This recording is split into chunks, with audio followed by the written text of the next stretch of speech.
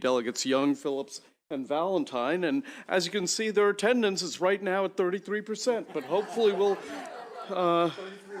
which one are you? Valentine, okay, one of the new guys, and I haven't memorized them all yet. Oh, well. So, okay, let me just announce the order of the bills. And they are, the first bill is House Bill 966, Delegate Alston. Following that, House Bill 700, Talbot County Delegation.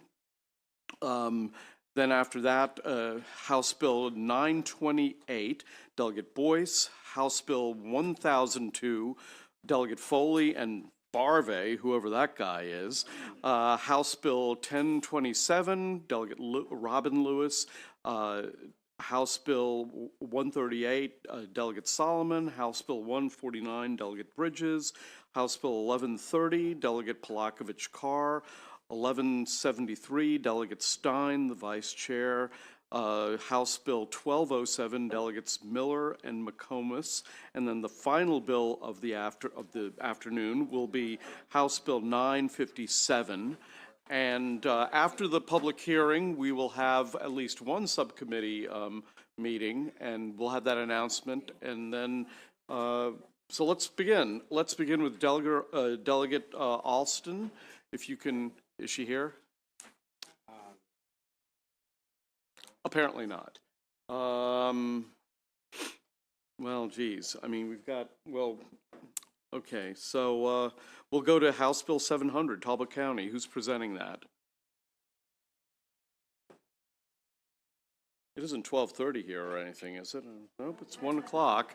Okay, Delegate Boyce, not, what?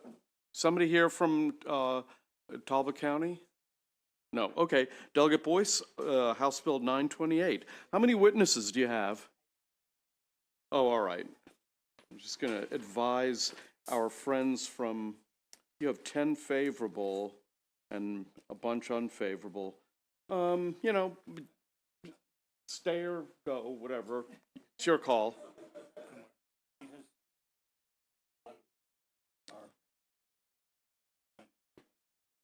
Oh, really? Okay. All right. Well, here we go. All right, Delegate, let me start your microphones up here. Okay. Thank you so much. Good afternoon, Chair Barve, Vice Chair Stein, and members of the Environment and Transportation Committee. For the record, I am Delegate Regina T. Boyce, here to present HB 928, Motor Vehicles Off the Road Motorcycles Local Regulation and Enforcement. Now, HB 928 authorizes a municipal corporation to regulate the operation of and register off-the-road motorcycles, or what is also known as off-highway, and authorizes a county or municipal corporation to enforce the Maryland vehicle law for violations involving off-the-road motorcycles, and to enact and implement legislation governing impoundment, release from impoundment, and, if lawful, a forfeiture of an off-highway motor vehicle. Now, the issue of dirt bike riding has plagued communities across the state for decades, and in 2006, legislation was introduced in the General Assembly to create standards and requirements for motorized mini bikes, or dirt bikes as it was then defined. The bill, HB 143, authorizes local authorities to establish a permit program and permit fee for a motorized bike, again, a dirt bike, and requires the seller of a motorized bike, dirt bike, to inform the buyer of a dirt bike in writing that the purchased item is not permitted on the road. I know of no permitted program in the state, and I do not know of any records or data regarding sellers informing buyers in writing that dirt bikes are not permitted on the road. Review from both the MVA and local dirt bike activists have brought up concerns that I both acknowledge and hope with the assistance of the subcommittee we can solve. Multiple definitions for off-road vehicles in code and in MVA. MVA uses OHRV, or off-highway recreational vehicle. Registration inability given OHRV must be titled with the MVA and may cause confusion as to where one titles to be in compliance. And MVA states that it is no enforcement method by which to compel an owner to title a newly acquired OHRV, although as of October 1st, 2010, it is required of the owners with fee. Given this past legislation, current procedures, and the immediate need for relief, and today's current efforts, the goal of HB 928 is to, 1, move the conversation to active and creative solutions. 2, hold accountable those who illegally ride dirt bikes without penalizing the art of dirt bike riding for those who ride legally. 3, hold dealers and second-party sellers accountable for titling and any misinformation about OHRVs, lack of information provided to the buyer. 4, provide local jurisdictions with the tools to create systems and manage processes that keep individuals from riding dirt bikes illegally and from harming others and themselves in the process. And 5, determine the proper definition of OHRV or dirt bikes, making it consistent throughout all sections of code or creating a section of code to solely address the topic. I thank you for your time and your consideration of HB 928, and I certainly ask for a favorable report. Thank you. Okay, we will go through all of your favorable witnesses. Well, first of all, Delegate Weigel, would you like to say a Yes. word or two? Sure. Yeah. I won't take up a lot of your time. I missed part of Delegate Boyce's conversation, but I think this is a start in addressing an issue that was brought to light last year by Delegate Cham, and there was a lot of discussion with Baltimore City and different municipalities. I have received a lot of feedback on this bill, some positive, some negative. There's questions regarding titling and why registration is being, again, required at the local level, authority to impose fees, and whether or not that can be, an upper level can be set or just eliminated or adjusted. There were questions about the impoundment features of the bill, and folks actually thought that their ATV could be impounded if they didn't pay the registration fee, but the impoundment only applies to if you're using the vehicle illegally on the street. So I think there's a lot of unanswered questions, and I agree with Delegate Boyce. It probably needs to go to subcommittee, and we can do a lot of amendments and hopefully get a decent product. Thank you. Okay, let me go to Jerome Spencer, who is that gentleman right there. Good to meet you, sir. Welcome sir. to the committee. You have 2 minutes when you start. Good afternoon, members of the committee. My name is Jerome Spencer. I'm the General Counsel of the Charles County Sheriff's Office. I'm here on behalf of the Maryland Chiefs and Sheriff Associations and Sheriff Troy Berry. We support House Bill 928. It is a very important step in allowing local jurisdictions to address a problem we've all encountered. We've all seen the ATVs and dirt bikes driving around traffic, popping the wheelies, scaring the crap out of all of us. And we need to be able to put a stop to that. Specifically, local jurisdictions will be able to craft regulations that may include impoundment of off-road vehicles. And that's critical because that's the only way to prevent this behavior. Sergeant Gilroy from the Sheriff's Office talked about how the difficulty of actually enforcing it. We catch them, maybe we give them a ticket, but we can't ticket our way out of this. The goal is, it needs to be to stop the behavior. And taking away and holding on to these vehicles, even for just a short period of time, will deter the behavior. It's going to stop it immediately for that person who's been stopped.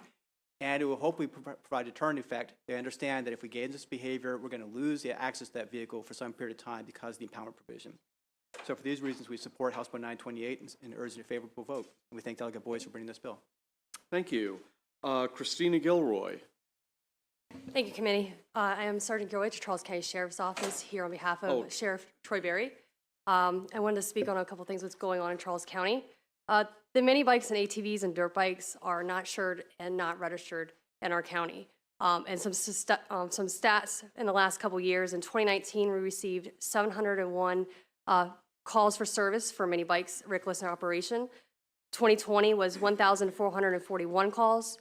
2021 was 1,142 calls. And 2022, we had a total of 792 calls. I am the community policing operations supervisor, and I've known most all of our meetings that I go to, that is the biggest topic that we deal with in the community, and complaining about the reckless operation and the safety for the community. Most calls for service are for the reckless operation and destruction of property, including for those bikes. My team was tasked to enforcing it. I have 2 specific cases I just wanted to bring to light. One ATV particular struck a motor vehicle on our one of our major highways. ATV fled the scene. Officers observed the ATV, which had been damaged and it had been damaged and abandoned. The suspect was later identified.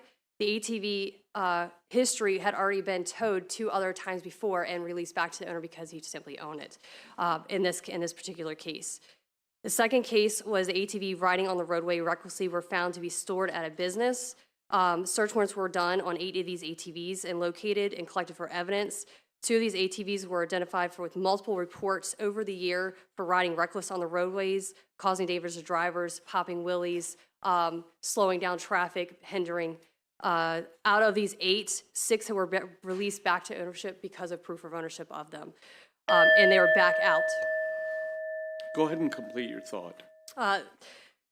In closing, the crimes they are committing and normally traffic offenses and non-arrestable, except for fleeing and eluding. The riders usually do not wear helmets. When riding at night, they have no lights, and that causes significant hazard to the public and themselves. And citizens in our county express that they are tired of this behavior. Okay. Thank you. Thank you. Lieutenant Christopher Warren. Good afternoon, Chair Barr, Vice Chair Stein, and members of the Environment and Transportation Committee. I'm Lieutenant Chris Warren of the Baltimore City Police Department. I'm on my 25th year. I'd like to thank Delegate Boyce for sponsoring this important bill. I am the Mobile Metro Unit Commander for the Baltimore Police Department. My unit consists of myself, 2 sergeants, and 13 detectives. We're deployed to the problem areas of the city. We handle all issues utilizing the LPR system, investigative police work, and we've also been tasked with the dirt bike problem. In 2016, I was tasked to be the Dirt Bike Task Force Supervisor. From 2016 to 2020, I ran that unit. We seized over 600 illegal dirt bikes and ATVs off the streets. During that time, we also seized 8 handguns off the dirt bike riders and participants. Baltimore City historically has seen dirt bikes in and out of every community around the city. Off-the-road motorcycles and all-terrain vehicles have been operated throughout the jurisdiction. Serious accidents. We just had one a couple weeks ago where a dirt bike rider was seriously injured. During the summertime, started the spring to early fall, we see numerous deaths, injuries, personal vehicle collisions involving dirt bikes. This causes citizens of Baltimore to have to go through an insurance company. If the dirt bike rider takes off, there's really no person to arrest or cite once the accident occurs. This bill will offer a clear definition of off-the-road vehicle, which will aid the courts in enforcing traffic violations.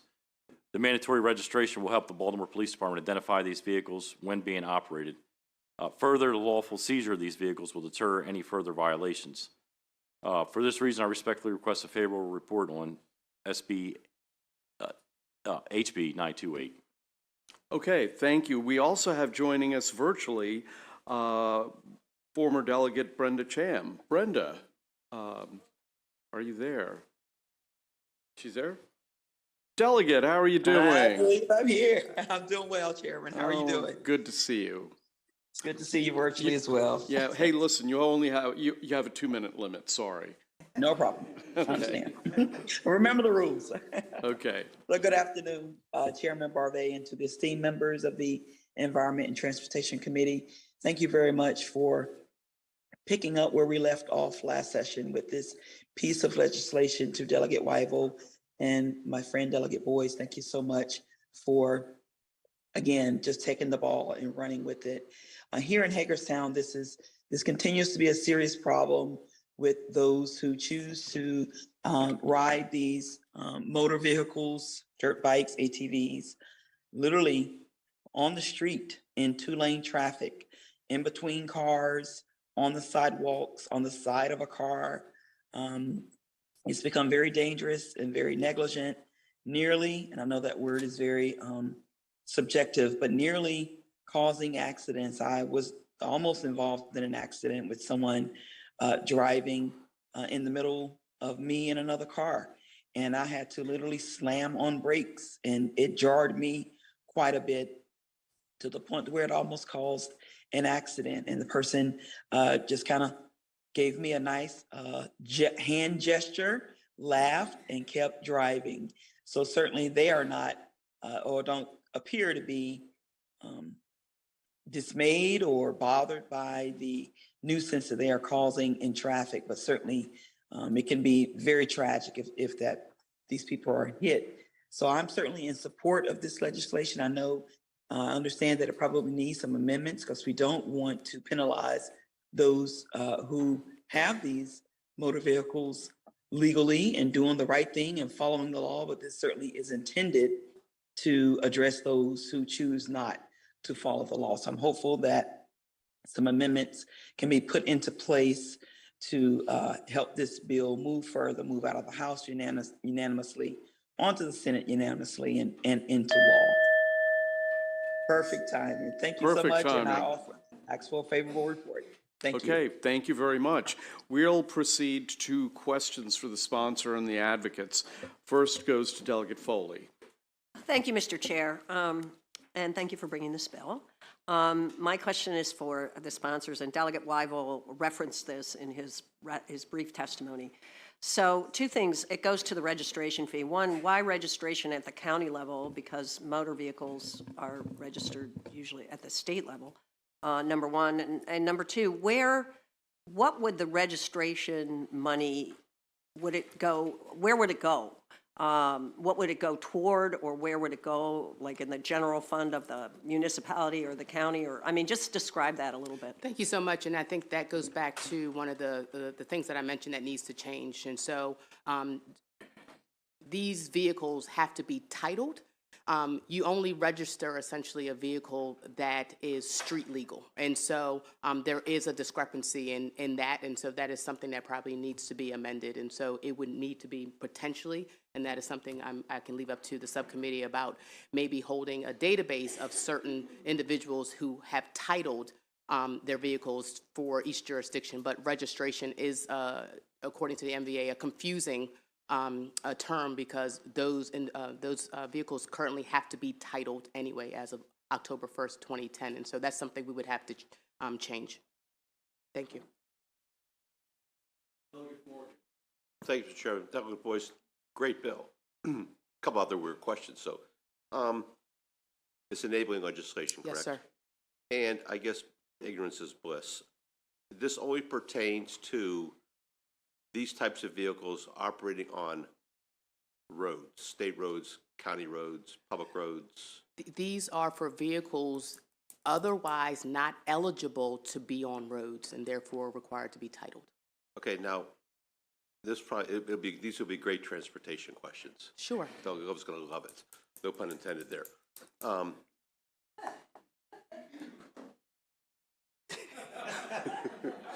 Sorry about that. Okay, keep right on going, your time. What about people riding off-road? Say you have a motorcycle, and the motorcycle is legit, signed, sealed, and delivered, and then they leave, say, St. Mary's County says, we don't want to deal with it, so we're not going to enable the legislation. But then they go to Montgomery County, and they decide they're going to take their motorcycle and be operating on a person's private property. Could the motorcycle be confiscated up there if it wasn't registered in St. Mary's? So again, it goes back to that vehicle would have to have been titled to begin with through the state. And so if they go from county to county, the state would still have it per the decal that they have to put on the vehicle as titled, as I understand it, with the state. So as long as you have a title for your vehicle, you can doesn't matter ride in designated places that allow for off-road vehicles. Okay. It doesn't mean that you can ride on the street because they're not street They're legal. not street. I get that part. Yes. That's the big part of the whole bill, Yes. which I think is great. Okay. Okay. Any other questions? More later, but Yes, thank you. sir. Okay. Yes, thank you for the bill. My question will be concerning impoundments.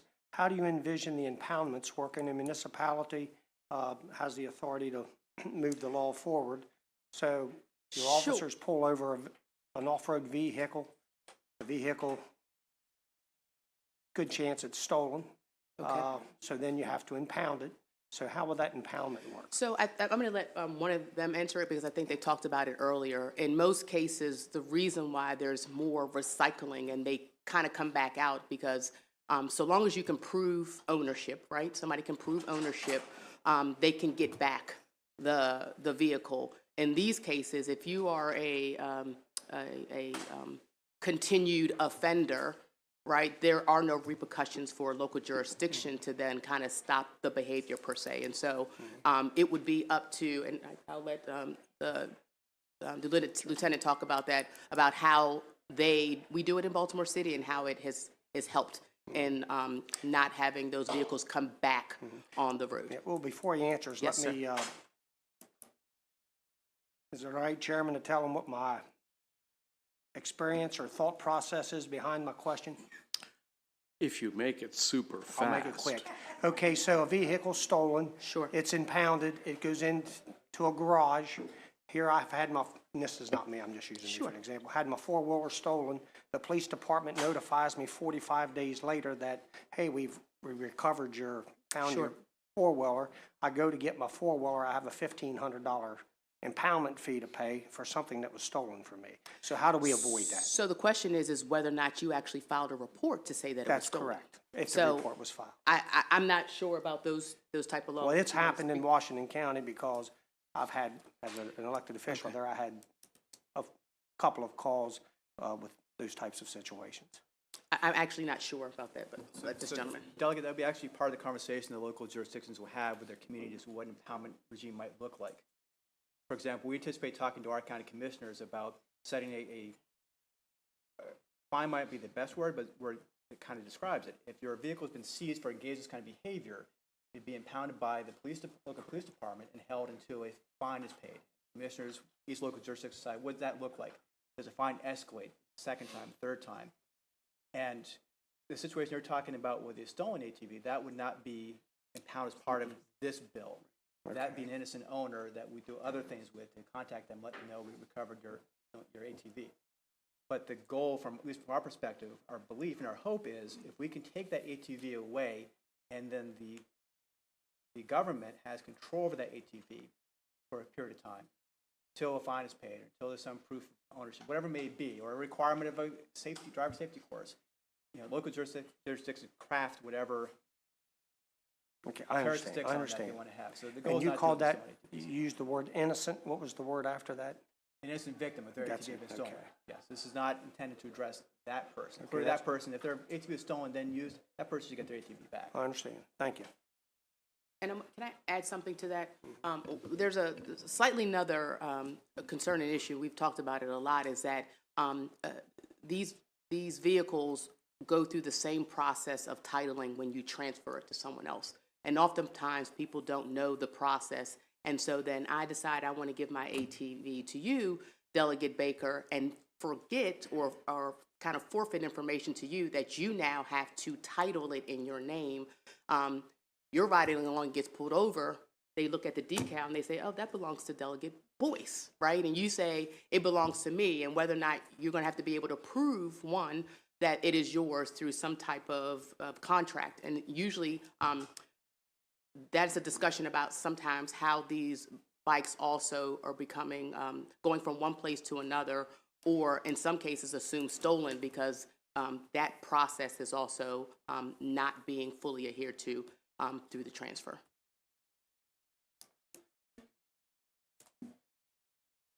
Thank you. Well, you said I couldn't touch it. Jeez, oh, Wes.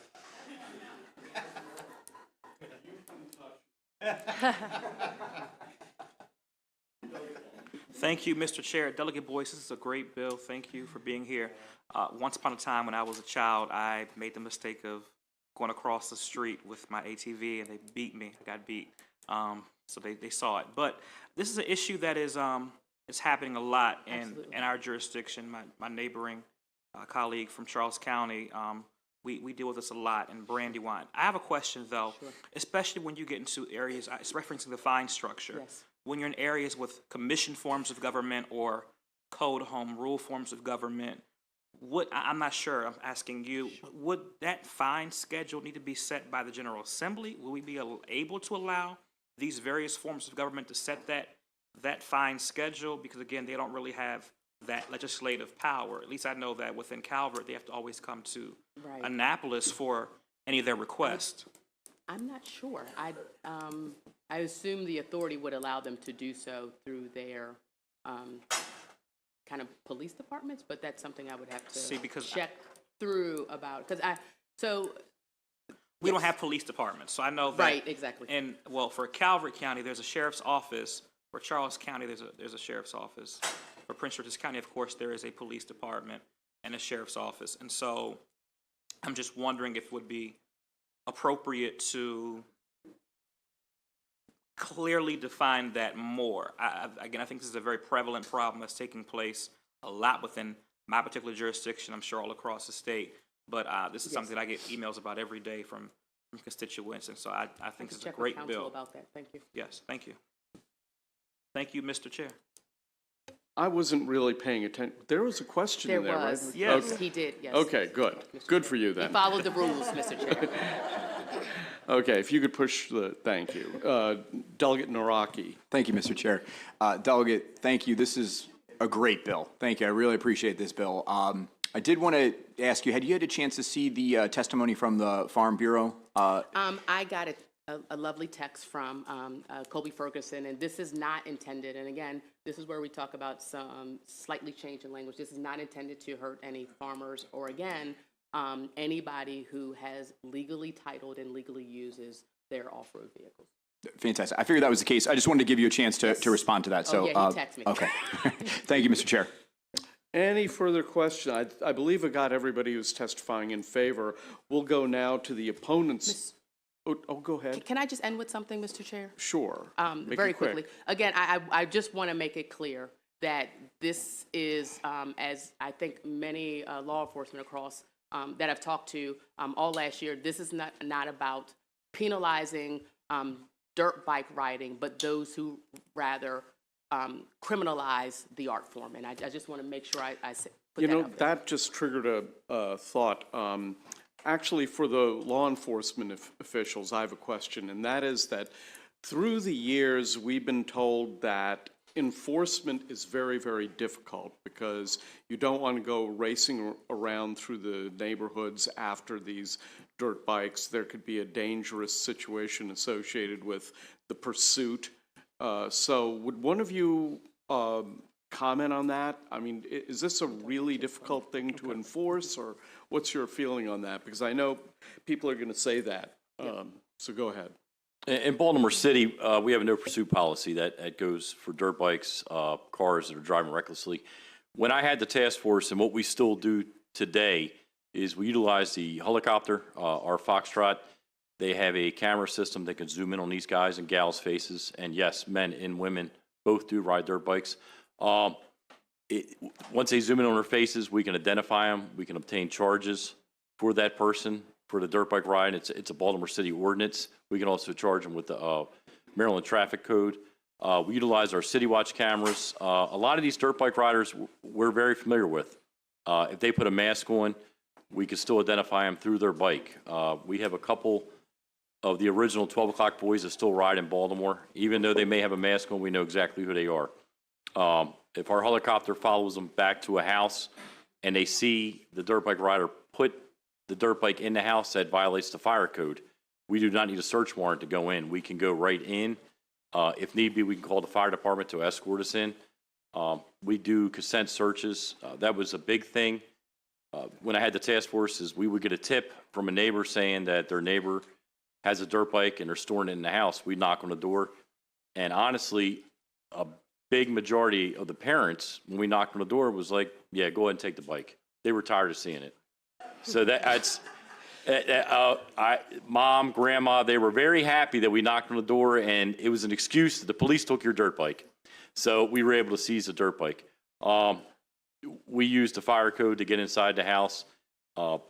If any of our drug units do a search and seizure warrant, they see a dirt bike in the basement, they will tow the dirt bike.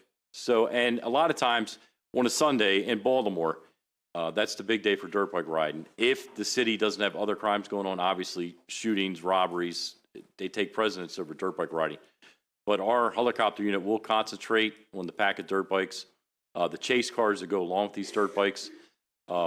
That's the first step, is we go after the cars that are involved in the dirt bike riding. They'll try to block traffic. We'll pull them over. We'll cite them. A large majority of the chase cars are stolen vehicles.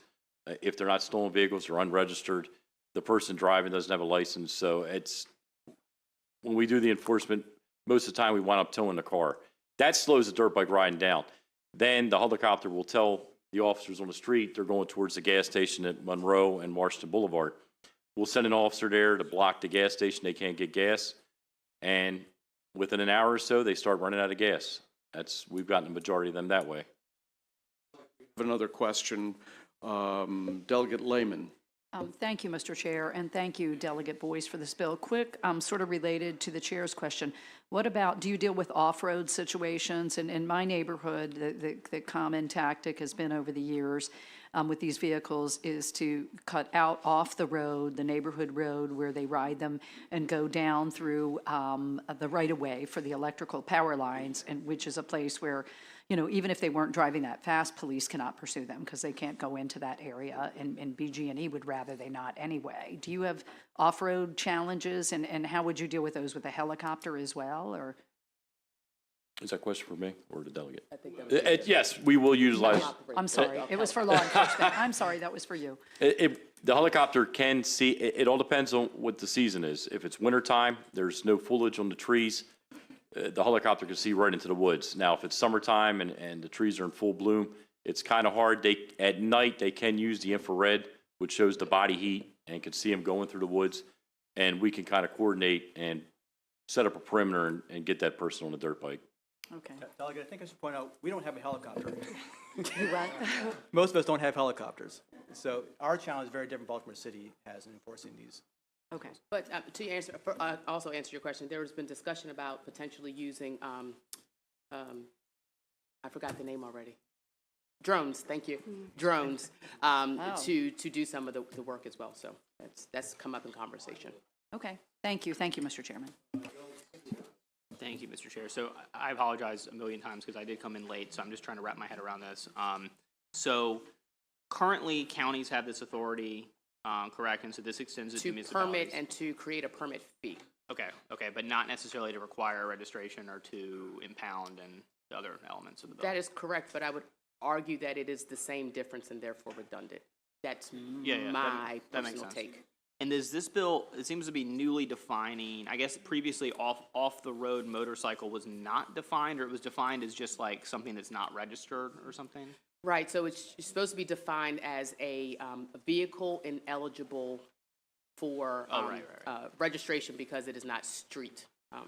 Right, and so y'all are adding for the first time all-terrain vehicles that have either 3 or 4 wheels, which is like the dirt, what I would think, I mean, being from Alabama, people would buy like a 4-wheel dirt bike and just ride it around like big properties or whatever. So that's something that we need to alter as well. Yeah, okay, got it, okay, thanks. I love how your accent gets more Alabama when you mention Alabama. Yeah. All right. Let's turn now to the opponents to the bill. The following people, if you could come up, and James Rotino, Brittany Young, Brian Alston, and Rashad Staten. If you could come up and prepare to testify, we'd appreciate it.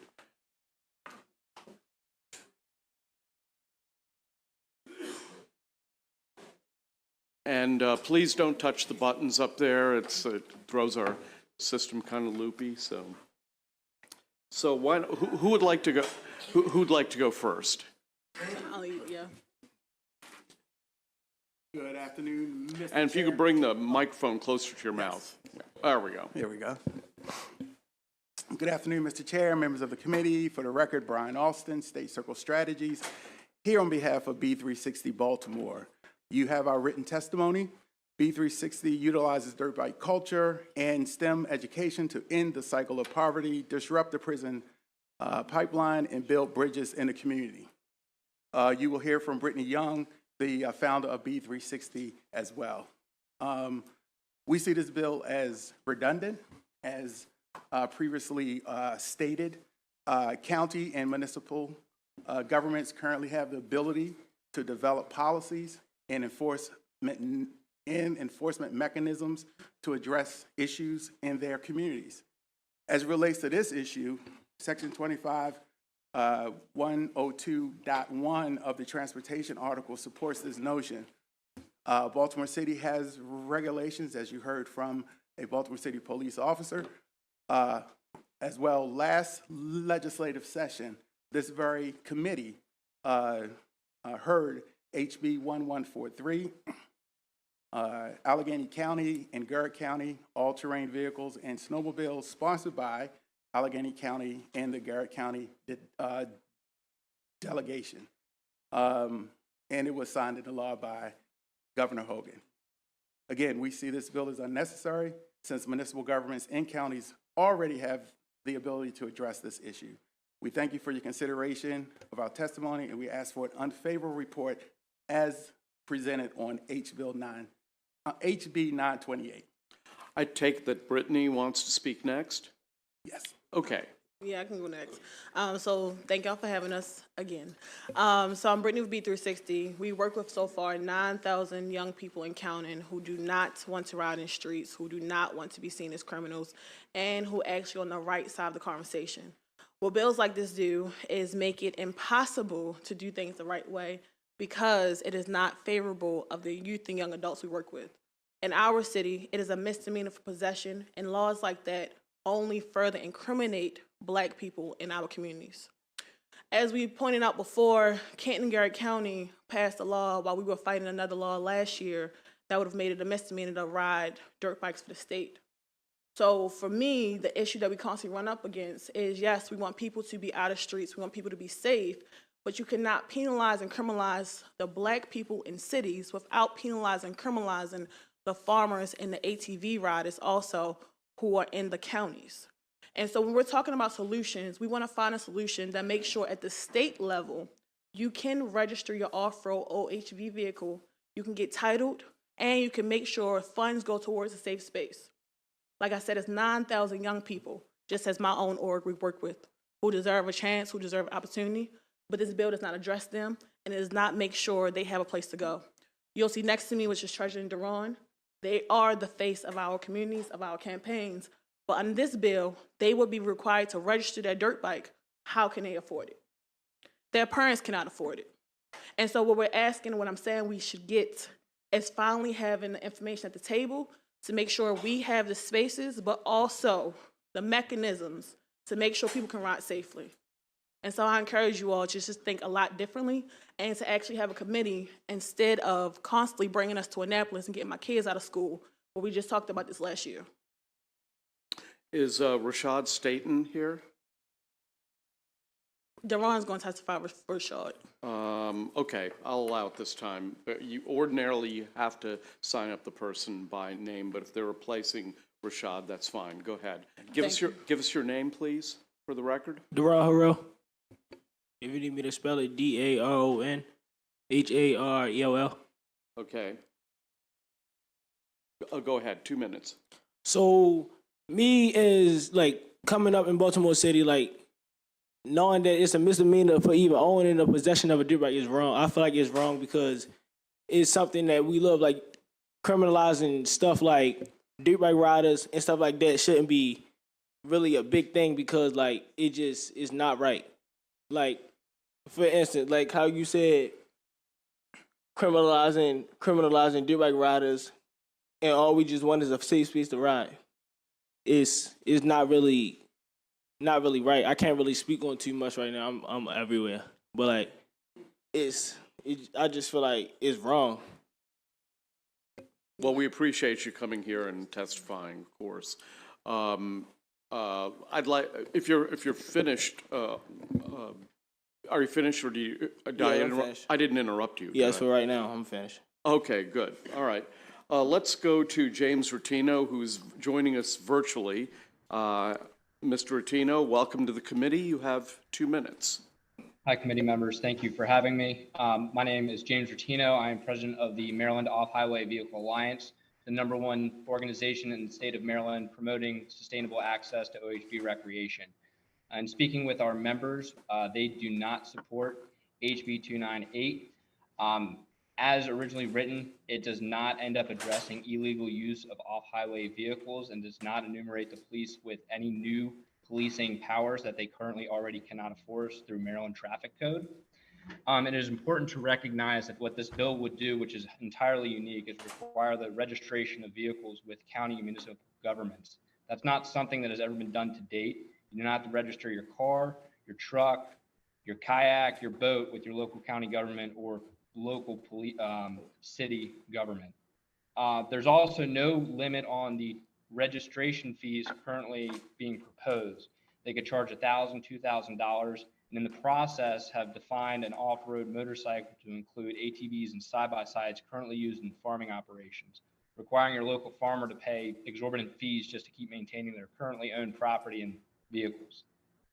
Outside of that, these fees being generated go nowhere to solving the problem of access. These go towards the general fund and not create new recreational opportunities for OHV users and enthusiasts. Thank you for my time, and that's all I have. Okay, questions? Any questions for the opponents to the bill? Delegate Holmes. Thank you. Good to see you, Mr. Austin. Can you give me that bill number again from 2022? 1143? Thank you. HB 1143. Thank you very much. Thank you, Mr. Chair. Any other questions for any of these witnesses? Delegate Otto. Thank you, Mr. Chairman. You have a nice group apparently and doing good work. Where do you ride now?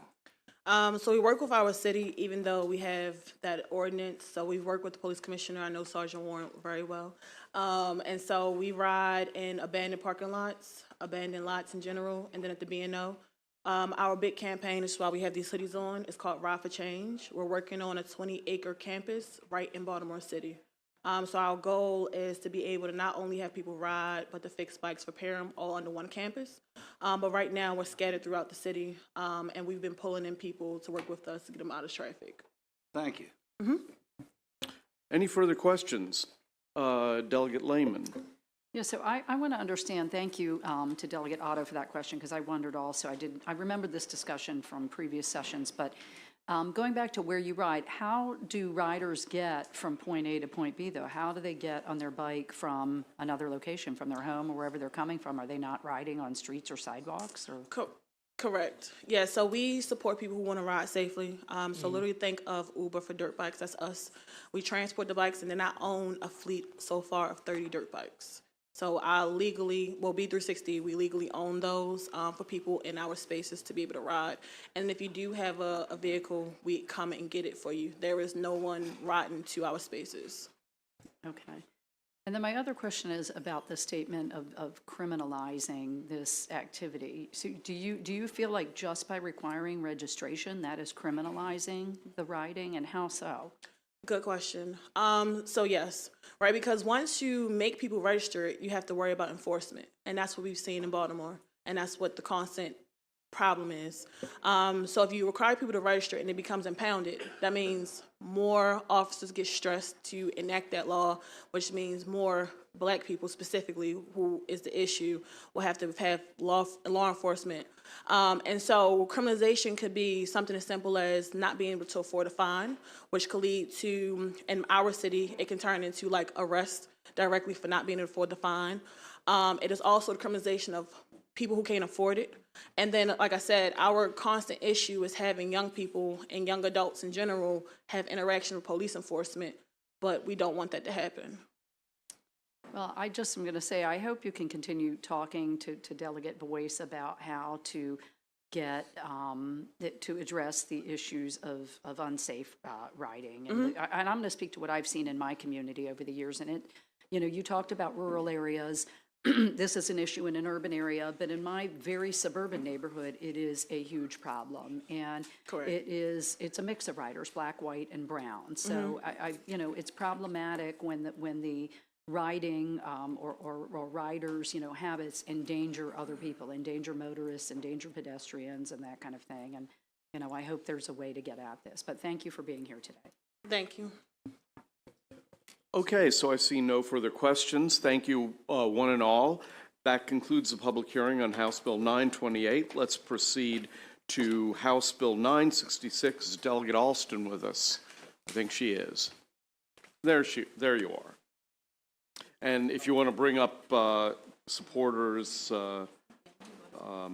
please do.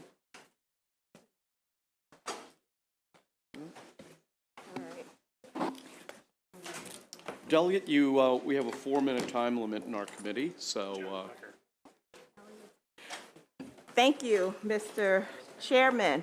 It is a pleasure to be here today with the Environment and Transportation Committee. I actually have a bill that increases fines.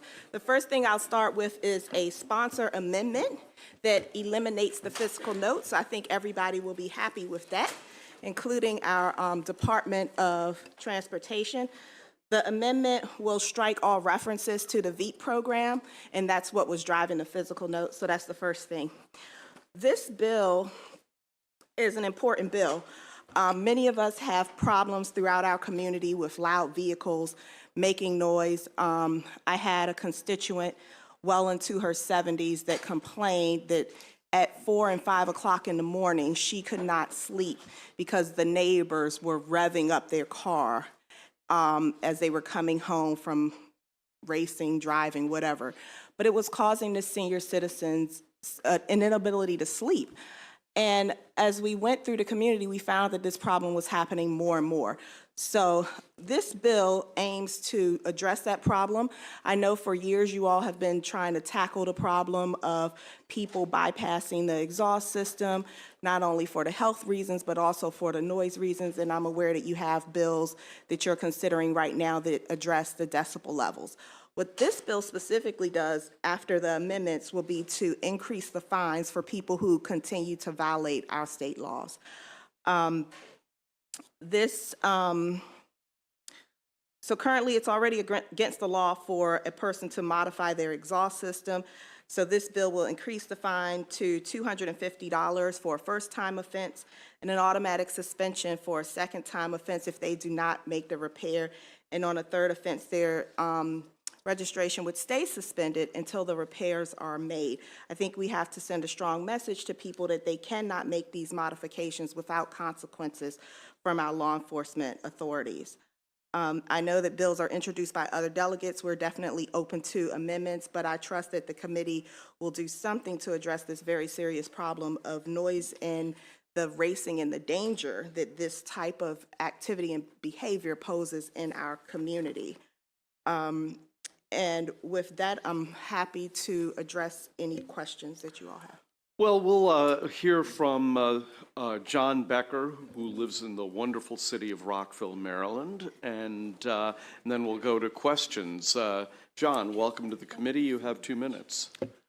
Thank you, Chairman. I live in downtown Rockville, Maryland, as the chairman has mentioned, at Americana Center, right across the street from the metro station and adjacent to Rockville Pike, Route 355 and Route 28, Veers Mill and East Jefferson. My purpose here today in supporting this conditionally is I understand that the VEEP component of this has been withdrawn or modified. The thing I want to point out basically is I think the fine situation is a great idea. This is a hard enforcement kind of a bill, which I and my fellow homeowners and neighbors would really support.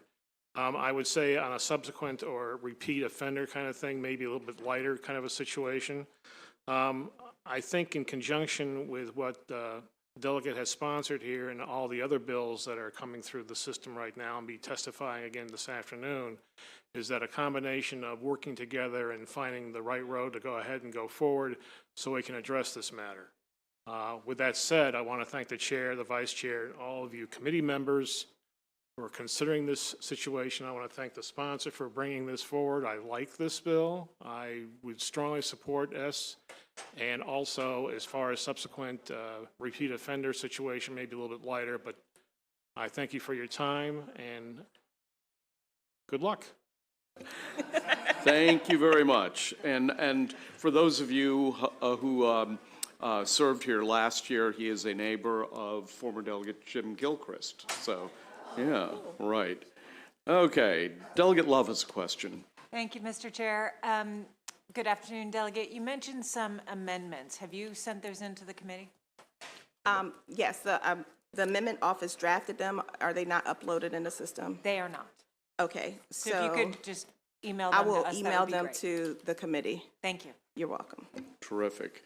Any further questions for the sponsor or the witness? Seeing none, oh wait, hold on, Delegate Lehman. Thank you, Mr. Chair, and thank you, Delegate Alston, for the bill. As you know, I have legislation to try to address this problem as well. I just wanted to ask briefly about your amendment. Does that, I didn't hear your description, does that address the large fiscal note in the bill? Yes, so amendment number 1 is technical. Amendment number 2 strikes page 2, starting at line like I'm on the floor. 25 through line 27 in its entirety, including line 34. And then it also strikes pages 3 through 5. So it's all references to the vehicle emissions program. Okay, great. Thank you so much. Thank you, Mr. Chair. Okay.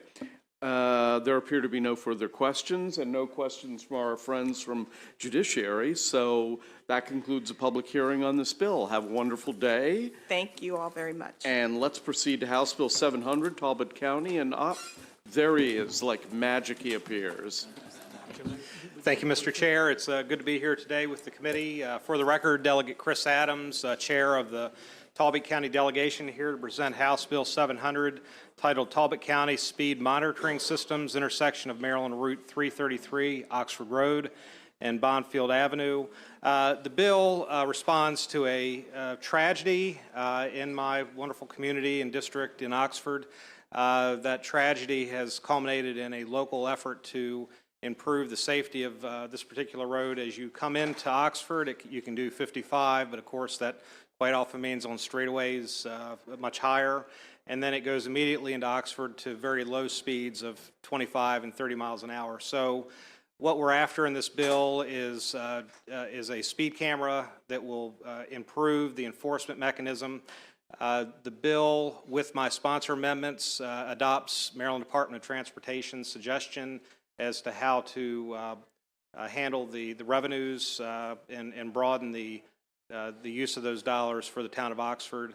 The bill did pass this committee in prior session in the House of Delegates, so we're asking for your favorable review of this piece of legislation.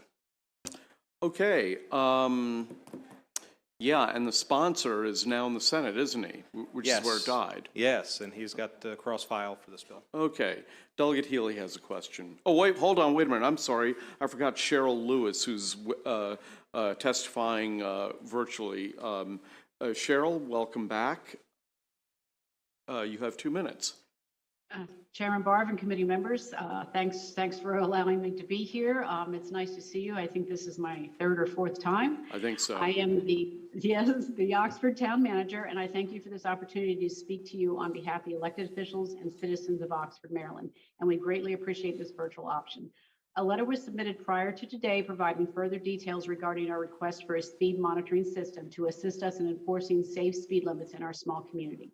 We are a completely walkable municipality with a permanent population around 600, located at the end of a 50-mile-per-hour state highway. And once the speed reduces to 25, it does not change and ends at the water. And I want to make that clear. We are a small town at the end of a highway, and the state road ends within our municipality. The location of this request is near the Volunteer Fire Company and the Community Center, both which have pedestrian traffic year-round, and even more so in the summer months, when we are fully occupied with residents and visitors frequenting those locations. We are host to the Oxford Kids Summer Camp, which is about 200 children traveling to and from the community center by bike daily. Our small police department has 3 officers at full staff, making it difficult to continually monitor speeding at the entrance to the town and also serve the rest of the community. As Delegate Adams mentioned, since that tragedy, we have been diligently coordinating with MDOT to incorporate traffic calming methods in an attempt to change behavior and curb speeding, while also requesting authorization for this speed monitoring system. This being our 4th year having received your support in the past, but not ever having the opportunity to speak to the Senate until this year. We understand the requirements of the current speed monitoring law and will follow all necessary processes within it. We do not anticipate a windfall due to our size, but will utilize any funds received to implement pedestrian safety in town, starting with the incorporation of 3 crosswalks in the busiest pedestrian areas of the state road, which we have discussed with MDOT representatives. The officials and the citizens of Oxford would appreciate a favorable report for HB 700 amendment. Thank you. Thank you very much. Now we're going to go to questions. Delegate Love is first, then Delegate Healy. Thank you, Mr. Chair. Good afternoon, Delegate. I'm a little confused about your amendment. I think I heard you say that your amendment was recommended by MDOT, but MDOT said to expand the area so that SHA could make the best use of revenues, but your amendment strikes SHA and gives the revenues to the town of Oxford. So can you clarify that for me? I can. So the bill is titled, relates to an area on Route 333 and Bondfield Avenue, which is a relatively small part of the entire town of Oxford's part of this road. And so if we did not amend the bill, the revenues that I think go to the comptroller and then come back to the municipality for repairs and improvements can only be used on that section of the road. What MDOT was suggesting is by amendment is to allow those revenues to be used for improvements for the entirety of the town of Oxford, not just this one small section. So that was the intent of the amendment. Right, I got that part, but my question is, MDOT seems to say, still send the money to us. Your amendment says it strikes out SHA and says send the money to Oxford directly. I'll leave it to the wisdom of the community how to approach that. But I believe the intent is to broaden where the monies can be used. And I'll be perfectly honest, the committee will have a better handle on the way the monies are handled and would leave it to your judgment. Okay, thank you. Sure. Yeah, before I recognize Delegate Healy, the philosophy of our committee on this is to take the monies and to use it to, if possible, fix the part of the road that is defective and resulting in an dangerous situation. But any case. Well, I can't speak for MDOT's letter because they're not here, and I wouldn't want to speak for them. But I think what we're saying is where the speed camera is located is in a right-of-way that the State Highway Administration has. Okay. And so without the amendment, you would imagine that those monies would only help what we'll call a very small portion of the entirety of the road. Ergo, would the revenues really do anything substantial to improve the town of Oxford? Well, for us, the issue is the unsafe situation that the camera is intended to remedy, and hopefully fixing the roads that 5 years from now, when the camera is taken down and sunsetted, it's a safe situation. But in any case, Yes. let me recognize Delegate Healy. Thank you very much, Mr. Chairman. I was going to say almost exactly the same thing. Oh, sorry. But I did want to ask the delegate more specifically about the traffic patterns there that you're trying to address. Is it people coming off the state portion of the road into the town portion of the road where the speed limit has dropped and they continue at the state speed?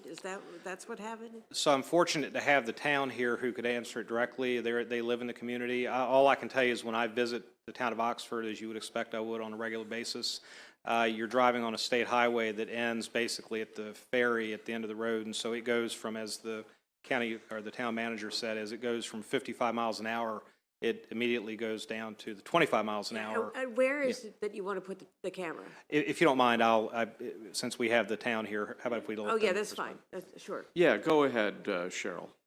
Thank you. So the state road, the state has helped us by reducing the speed limit outside of town. I would say almost a quarter mile of it now to 35. And then the 35 goes to 25. And then the camera was several hundred feet further into the town. As the camera bills work, you would have to exceed the 25 by at least 10 miles an hour or 12 miles an hour to even receive a ticket. The problem we have is it's a very rural, open area. So when they're coming down the state road, most people don't even do the 50-mile-an-hour speed limit. They're traveling much higher than that. And then suddenly you find yourself entering a community. We've worked with MDOT to add a lot of improvements to try and get people's attention, basically. But we are monitoring the speeds coming in, and we still do not see that slowdown that is necessary. And we're hoping that people know that they can speed if they aren't seeing an officer, and we're hoping this changes that behavior. Once you're in town, it's 25 miles throughout. It's still a state road, and we still deal with speeding issues and pedestrian issues. So the funding itself was to allow the state to improve with crosswalks throughout the town, and that was kind of that one change. But it is leaving a highway in a rural open highway and then entering a small, rather populated neighborhood. So my question is really fleshing out a little bit of what the chairman said, because the position of the committee is that this is a temporary fix to have the camera, that engineering of some kind to correct the behavior on a more permanent basis is what we're trying to accomplish. Have you got a plan to do that? So yes, so the letter that I submitted actually has a list of things that we've actually been working on and will continue to work on. Two of the things that we would work directly with NDOT to make the improvements, would be additional crosswalks that will help people to understand that they're in an area that they need to slow down and continue to slow down. We've also been in discussion with improvements along the state road that would add trees so that you're narrowing the path entering the town. They have started already with some tick marks to kind of tell people that the road is a little bit narrower. So it's part of a bigger plan, and hopefully once people have learned that there really is some enforcement in place, the other improvements will be completed, and we will kind of have the ability to have made a statement and gotten enough attention to continue the safety of the town. Thank you very much. I appreciate that. Mr. Chair, let me just finalize by saying that if it's the wisdom of the committee to take the bill clean, I'm not familiar with the subject matter the way you are, but you are right in saying that safety is the most important reason for why this bill's here. Right. Okay. Any further questions before we let the delegate go? Okay, you're free to go. Thank you very much. Let's turn now to House Bill 1002, Delegate Foley.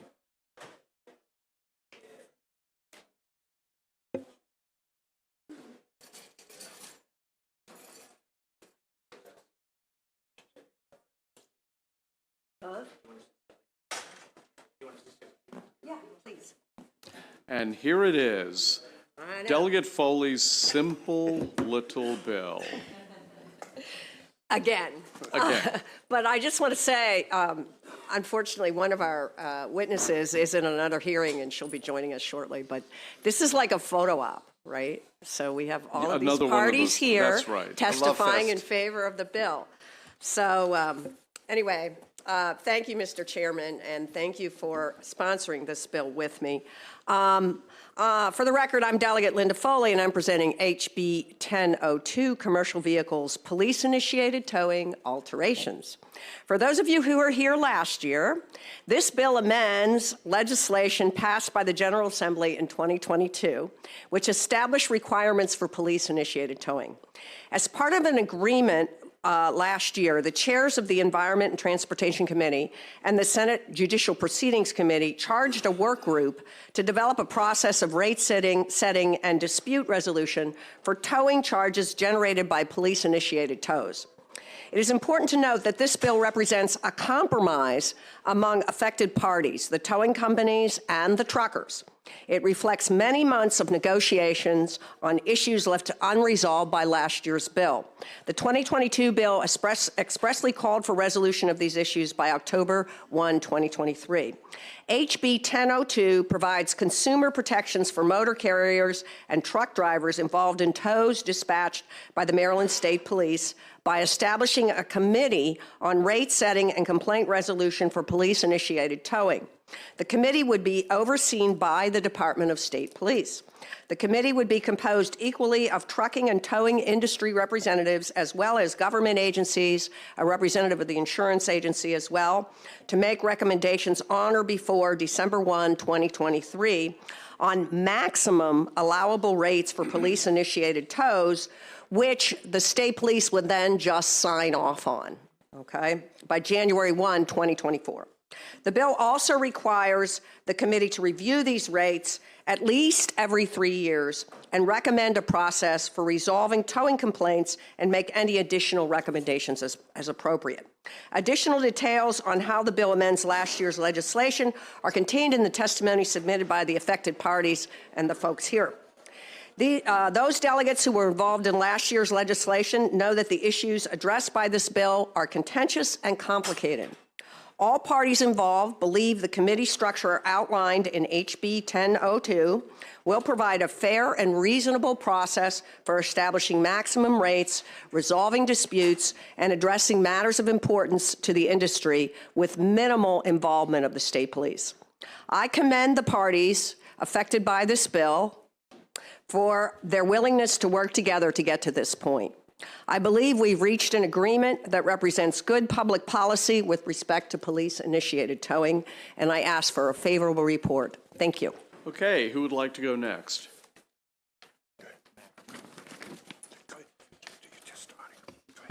Okay, so thank you, Mr. Chairman, members of the committee. For the record, Louis Campion, Maryland Motor Truck Association. I don't think that I could do much better than Delegate Foley, our sponsor, has done. Again, it is legislation built on last year's. We were directed to meet in the interim, which we did meet on multiple occasions by the chairs. That's the legislation you have before you. Certainly, this is a compromise by engaging rate setting. Essentially, we're giving up part of what passed last year that has not yet taken effect in exchange for rate setting and the establishment of this committee to set rates or recommend rates to the state police. It should be noted that the Transportation Authority has set rates for decades, so this, we think, is a reasonable expectation of the state police as well, and we think it's a reasonable compromise that should provide both certainty to our member trucking companies and to towing companies with regards to when the police are essentially dispatching a particular tower without our choice. So we certainly ask for a favorable report and are happy to answer any questions. Thank you. Okay, who'd like to go next? Mac.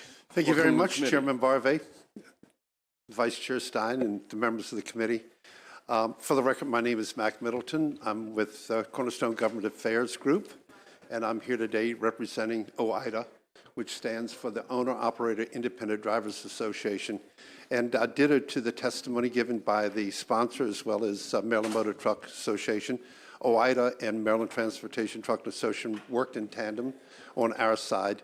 And I will just say, you know, from past experiences, when I sat your seat, when you had these controversial issues, and if you picture back where we were last year, there wasn't a lot of harmony at the tables, but we stand here together, and that's a result of, you know, and just, Mr. Chairman, you, Delegate Frazier-Hidalgo, and in particular Delegate Foley, for a new member to come in and know the bill, dig into it, and looking at some common thread that both groups had together and insisting that we work together is the result of today's product. And I just want to lift two things out of the bill, which were very, very contentious where we got here, was the 20% down, which was unacceptable to the towing company, and also the fact that this bill now has rate setting in place. And, you know, when you get to a controversial issue, if you can find something in common, you can start there and work out. And that's exactly what the process was this year. What we had in common, the common thread, is both of us, the towers and the truckers, realized that there's some bad actors in the group. And the other recognition is that we both needed each other. You know, the trucking company, when we have these police working, we depend upon the towers to help us out with that and to protect the safety of our citizens. So those are two common threads that we work through. And I just, again, want to express our sincere appreciation for all the work that Delegate Foley and you, Mr. Chairman, and the former member here, Delegate Frazier-Hidalgo. So we support this wholeheartedly and ask for a favorable report. Okay. Good to see you. Good to see you in my committee, Andrea. Thank you, Mr. Chairman and members of the committee. You know, it's fun. I never luck out and have two bills being heard early in the day, but today they just coincide right at the same time. I'm like, oh my God, crazy. Anyway, thank you, Mr. Chairman and members of the committee, for hearing this bill today, and really want to thank Delegate Foley for all of her hard work and leadership as she pulled the parties together to get us to talk through this issue to come up with an agreed-upon piece of legislation. I'm not sure how much detail has been shared at this point, but just for a little bit of background and talk specifically about the bill. You know, we did have a couple work group meetings in December. It kind of really seemed to coalesce around this concept of creating a towing committee, really to look at the issues, provide assistance with setting maximum rates. We really felt that having a towing committee kind of brought together parties to have that discussion, determine what the appropriate maximum rates would be, and then make a recommendation to the Department of State Police, so it would not put them in the position of making that decision without having experts around the table to have that conversation. So we think that's a really positive aspect of the bill.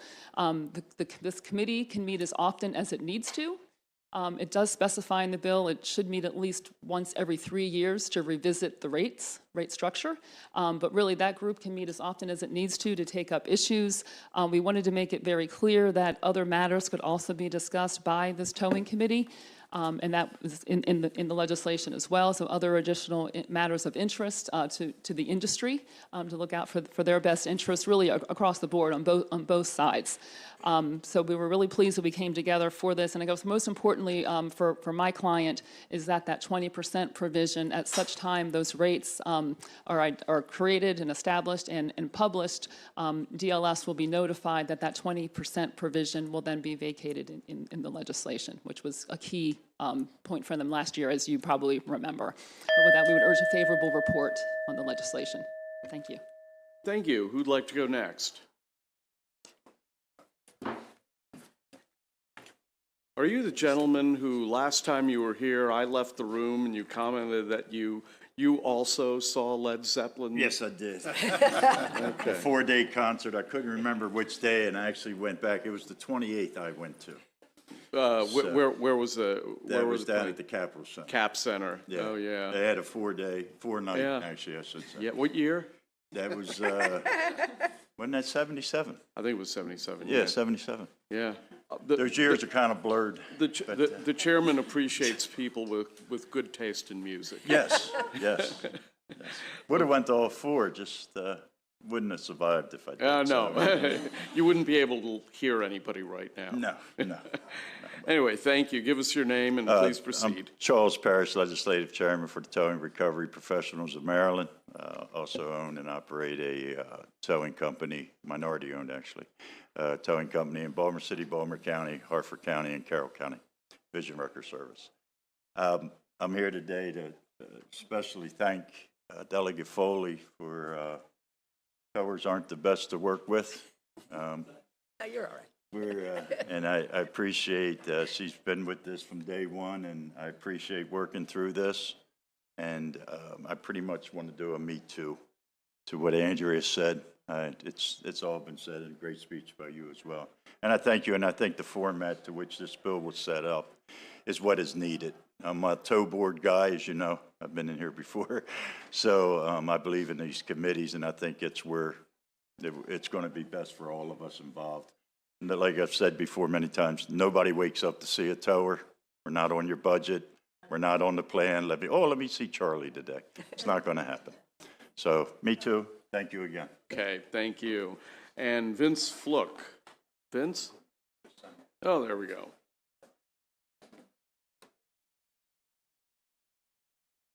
Welcome to committee, sir. Thank you. Name's Vince Fluck. I don't really have a whole lot to say. Everybody summed everything up pretty well, and we're just looking forward to making some more progress.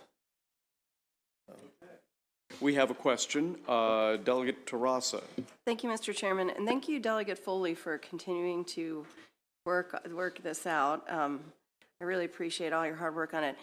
You said there is an agreement, but I'm looking at the Maryland State Police information letter, and it expresses some concern. Would you like to comment on that? Yes, thank you, Delegate, for that question. And some of the supporters of the bill other supporters of the bill might want to comment on it too. Let me just say that I think that we were sensitive to the fact that the state police does not want to be involved in rate setting. And so we set up this commission under the state police because this is police-initiated towing. They are the ones who initiate this action. So it's logical that it would be under the auspices of the state police. But the committee basically is going to do all the work. And so a lot of concerns expressed in the letter either are not reflected in the bill, or they are overstate the role of the state police. And you can see that the letter from the state police characterizes the process over the interim as not working. Well, clearly that's not true. Clearly it did work, or we wouldn't all be here. So I think that there's just, on the part of the state police, there was this concern about them setting the rates, and we tried to structure this in a way that they would sign off on the rates, but they wouldn't be involved in the actual rate setting. And let me also point out that some of the issues raised in the state police letter talk about different rates in different parts of the state. I just want to stress that this committee is charged only with setting maximum rates, not minimum ones. So this would be the maximum that could be charged. And I don't know if you want to add anything. Yeah, I'd just like to add one thing, is that as we went through this process, knowing the dates that there, we wanted to make sure that they had enough time to do this. We were even considered emergency legislation so we could get this process to get it through by the first. But everybody agreed, the people that are going to be making the recommendations to the state police are the people right here. And they're all in agreement that we can get this done in this amount of time. So to address the fact that, is there enough time? Yes, there is enough time. And then in the state police says this committee only meets once every 3 years. And in fact, it has to meet at least once in every 3 years. They can meet every 6 months.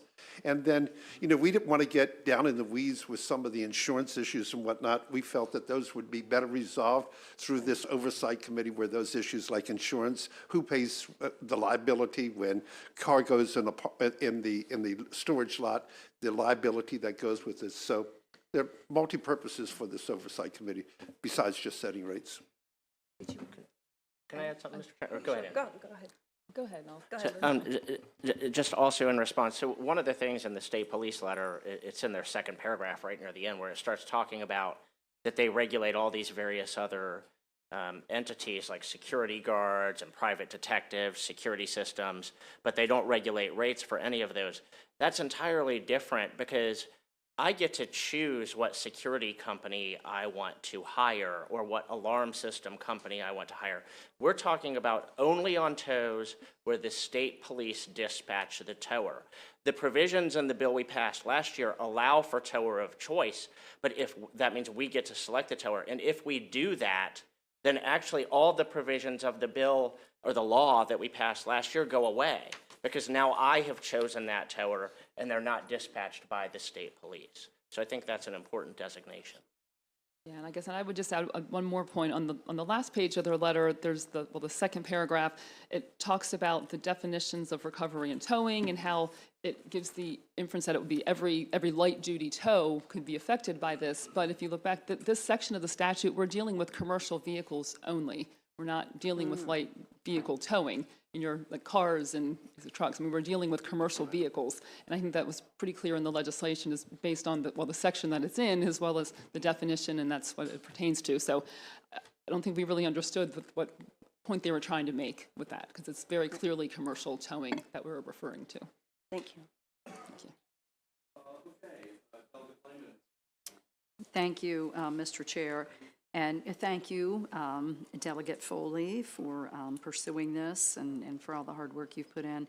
So a couple quick questions about state police ordered tows. First of all, does anyone know how many of those there are per year, roughly? I'm just curious. Are we talking hundreds or thousands? So I can just share with you, and this goes back quite a few years. So we had a meeting with the towers around 2017, 2018 with the state police and SHA. And they indicated there were roughly 100 of these tows per year. I don't know if that has changed, Okay. considerably. Oh, I was imagining a lot more than that. Okay, thank you. And then are these tows always or almost exclusively on state roads? Or are there other scenarios where state police would order a tow, like not on state property of any kind? Like maybe based on the type of vehicle involved or its contents? So or one of the towers might be better to answer that, but the state police have jurisdiction, everywhere, but there are different rules depending on the local jurisdiction. Several of your counties, for example, actually already regulate these tows, and so this is intended to only touch state police dispatch that isn't controlled by a local jurisdiction. Okay, and that was going to be my next question. You started to answer that. So I wondered if any counties do this. Is there any model for a rate-setting commission by any of the counties? So yes, several of the counties actually do have rate setting already for their local law enforcement on tows of these sorts or on other types of tows as well. Okay, great. Thank you. Thank you so much.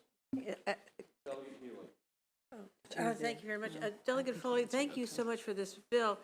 I just, based on the state police letter and the discussion that we've just heard, is there anything in your bill that would deal with the situation where the state police decide they don't want to sign off on the rate that's been proposed by this committee? If you say that it's just kind of a rubber stamp thing that they would do, but if they choose to exercise their authority and say we don't agree to this, do you have a provision to deal with that situation?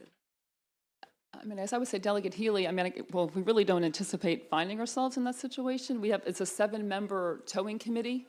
So ultimately, The only reason I asked is because the state police seem reluctant to get involved at all, and they might just not want to do it at all. So I'm just saying.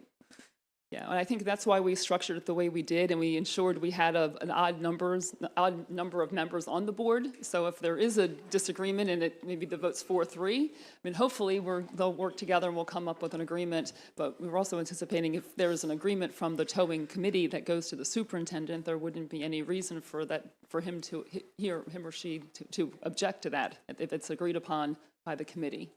Okay, It's we'll recommended to talk them. in subcommittee. Thanks. Okay, there appear to be no further questions, and with that, we conclude the public hearing for House Bill 1002. Thank you. Do you want us to sing Kumbaya or something? Yeah, As we leave? Not until we see the bill get signed.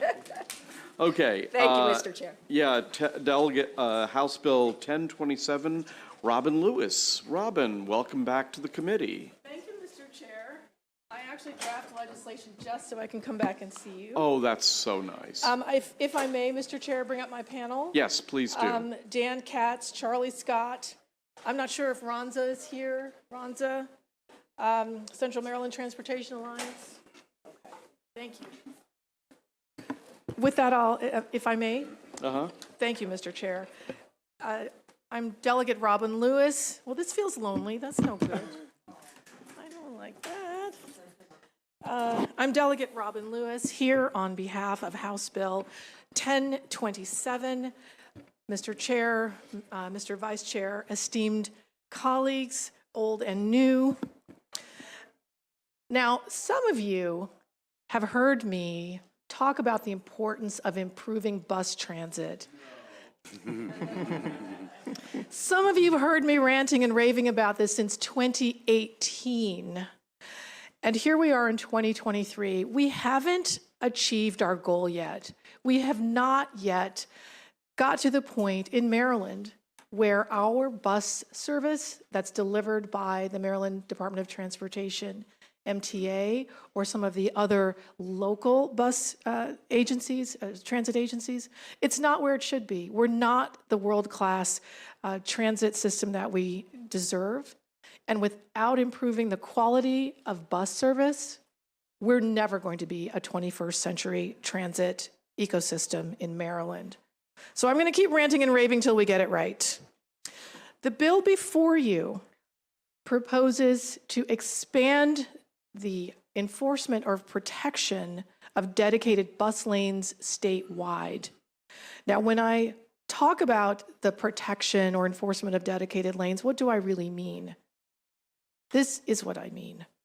In order for buses to move quickly, reliably, predictably, and in a high-quality manner, they've got to be able to move in their own lane. They've got to be able to move without obstruction from other avoidable types of impediments.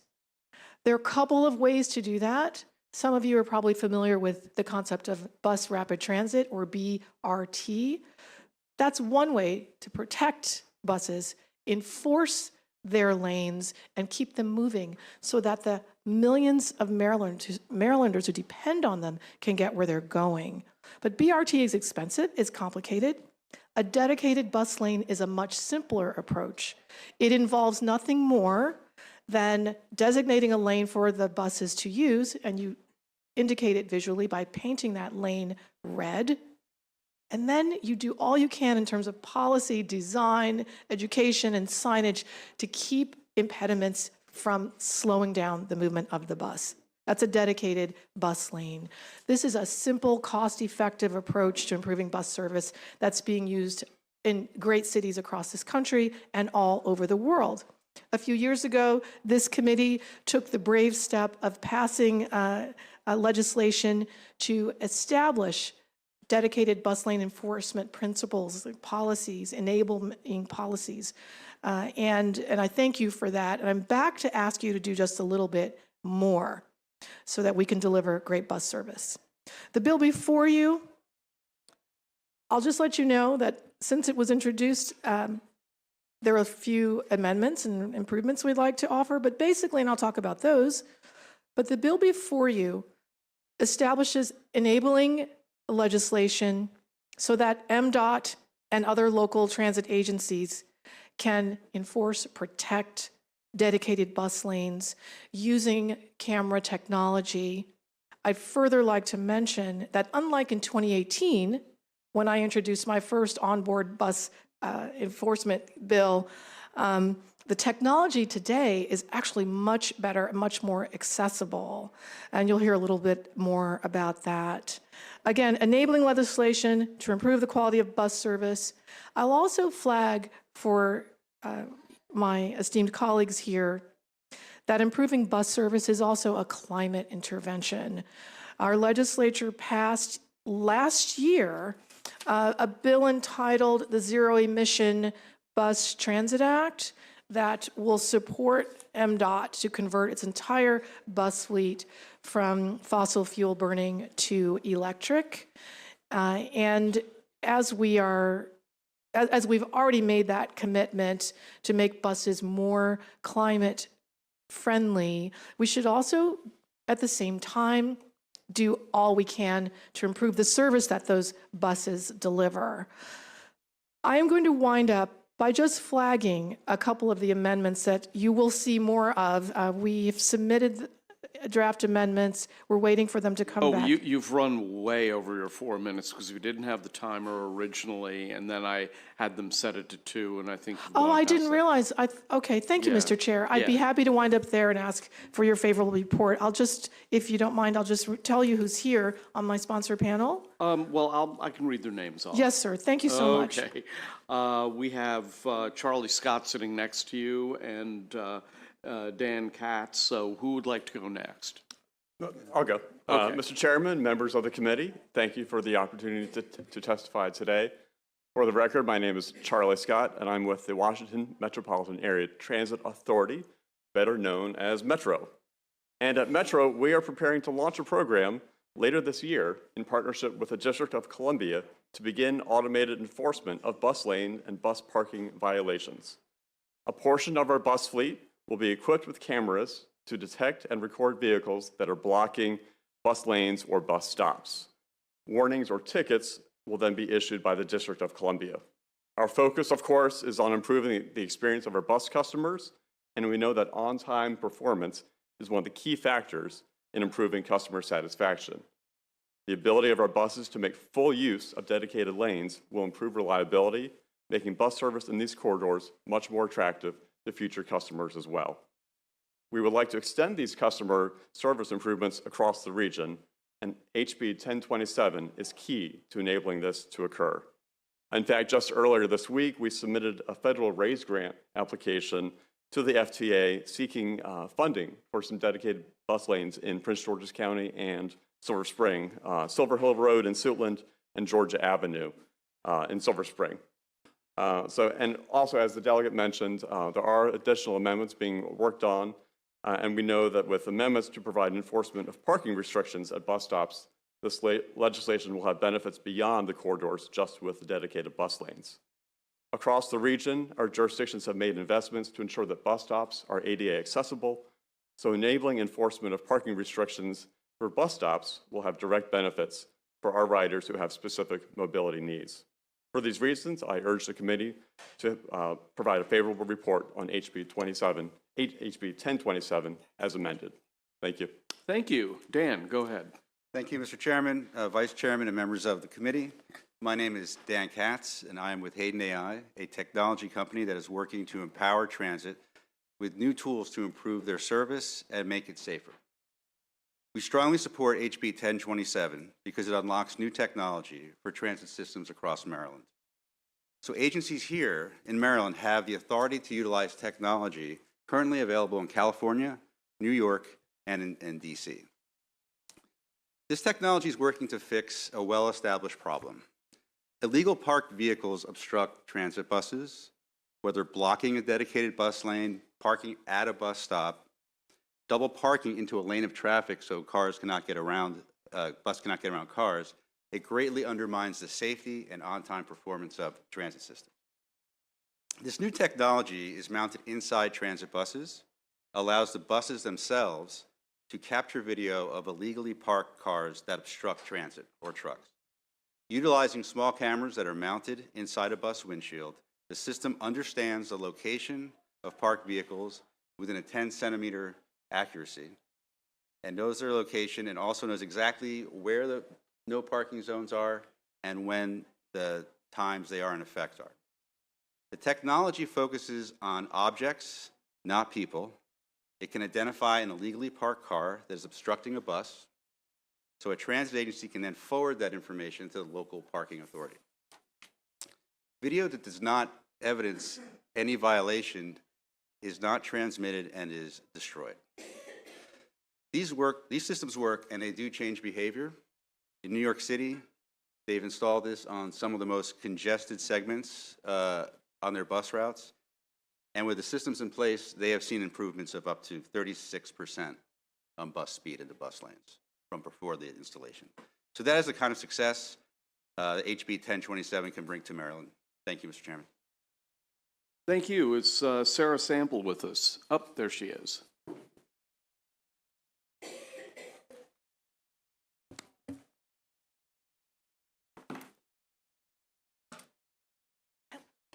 Okay.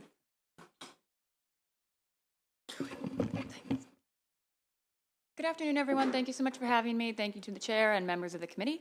My name is Sarah Sample, and I'm here on behalf of the Maryland Association of Counties. And so this is authorizing legislation that would give us a tool to enforce motor vehicle violations as it relates to bus lanes. You know, I know that this authorizing ability, it's a modest supplement to our public safety budgets, and it's also something that can minimize the amount of times we have law enforcement officers that are doing stops. But I really just want to drive home the point that this is an opportunity for us to really ensure the safety and reliability of public transportation. When you have your own vehicle, you have a lot more flexibility as far as how you're going to get from point A to point B. And individuals that have to rely on public transportation do not have that same flexibility. And so therefore, we really appreciate this legislation. We really would like to make these resources more reliable for the individuals that are relying on them. And the other thing I would add is that we really, as counties, appreciate the trust that you put in us in terms of being able to monitor and manage these programs responsibly, and we thank you for that. And we would urge a favorable report on House Bill 1027. Thank you. Thank you. And finally, we will turn to a virtual witness, Ranza Atman, who's with the National Federation for the Blind. Ranza, I believe you're here with us. And there you are. I'm here, and I apologize. My camera may be messed up, but I'm a blind person who doesn't deal with cameras very well. No need to apologize. Thank you. Good afternoon, Mr. Chair, members of the committee. Delegate Lewis, I'm sorry I can't be there with you in person. I appreciate you bringing this legislation, and I appreciate the committee considering it. My name, for the record, is Ranza Atman. I'm the president of the National Federation of the Blind of Maryland. We are the nation's and the state's largest and oldest organization of blind, deafblind, and low vision individuals. We rely on public transportation to move about our communities, get to doctor's appointments, raise our families, get to jobs, and all of the myriad of things that keep us productive and engaged members of the community. We are currently in a public transportation crisis. The system here in Maryland has been catastrophic, particularly, but not exclusively, during the pandemic, and public buses, as well as other forms of public transportation, have been adversely impacted in so many different ways. All of those challenges result in our ability to get to our jobs, to get to our doctor's appointments, to take our children to school, and to play and move about our communities. This bill would expand something that was introduced and passed a few years back and has made a difference for our community and for many of the disabled community and those who are pedestrians. We have people who need this all over the state, because when we make it easier for buses to move about our cities and in our communities, when we make it easier for pedestrians to move further away from a 1 or 2 block radiuses of their homes, when we make it easier and when we hold in people accountable for obstructing that or interfering with that. When we prioritize public transportation, it makes a difference socially, economically, and in a myriad of other ways. For those reasons, Mr. Chair, members of the committee, I urge a favorable report on this bill. Thank you very much. Perfect timing, perfect timing. Okay, let's go to questions. The first question goes to Delegate Love. Thank you, Mr. Chair. Good afternoon, Delegate. You and I have talked about this bill a couple of times, and thank you for answering my questions. I'm still trying to wrap my head around some of the discussions that we've had. So currently in law, Baltimore City is allowed to use this program. Is Baltimore City using this program? Thank you, Delegate. Yes, Baltimore City has embraced dedicated bus lane enforcement. I'll share the steps that the city has taken so far. We passed enabling legislation. The city set about exploring ways to pilot implementation of dedicated bus lane enforcement. They explored using their existing traffic camera enforcement system, and that existing system includes things like, you guys all know, red light cameras, stationary cameras, but ultimately they decided that a better approach for the city would be to issue an RFP to seek a more comprehensive, a vendor who could offer more comprehensive camera enforcement program. And my understanding is at this time, the city's issued the RFP and they're considering applications. So they've embraced it and they are rolling out a way to implement it. Got it. Thank you very much. Thank you. Thank you, Mr. Chair. So a little bit following on Delegate Love's question, and thank you to the sponsor for bringing this bill. I think it's really cool.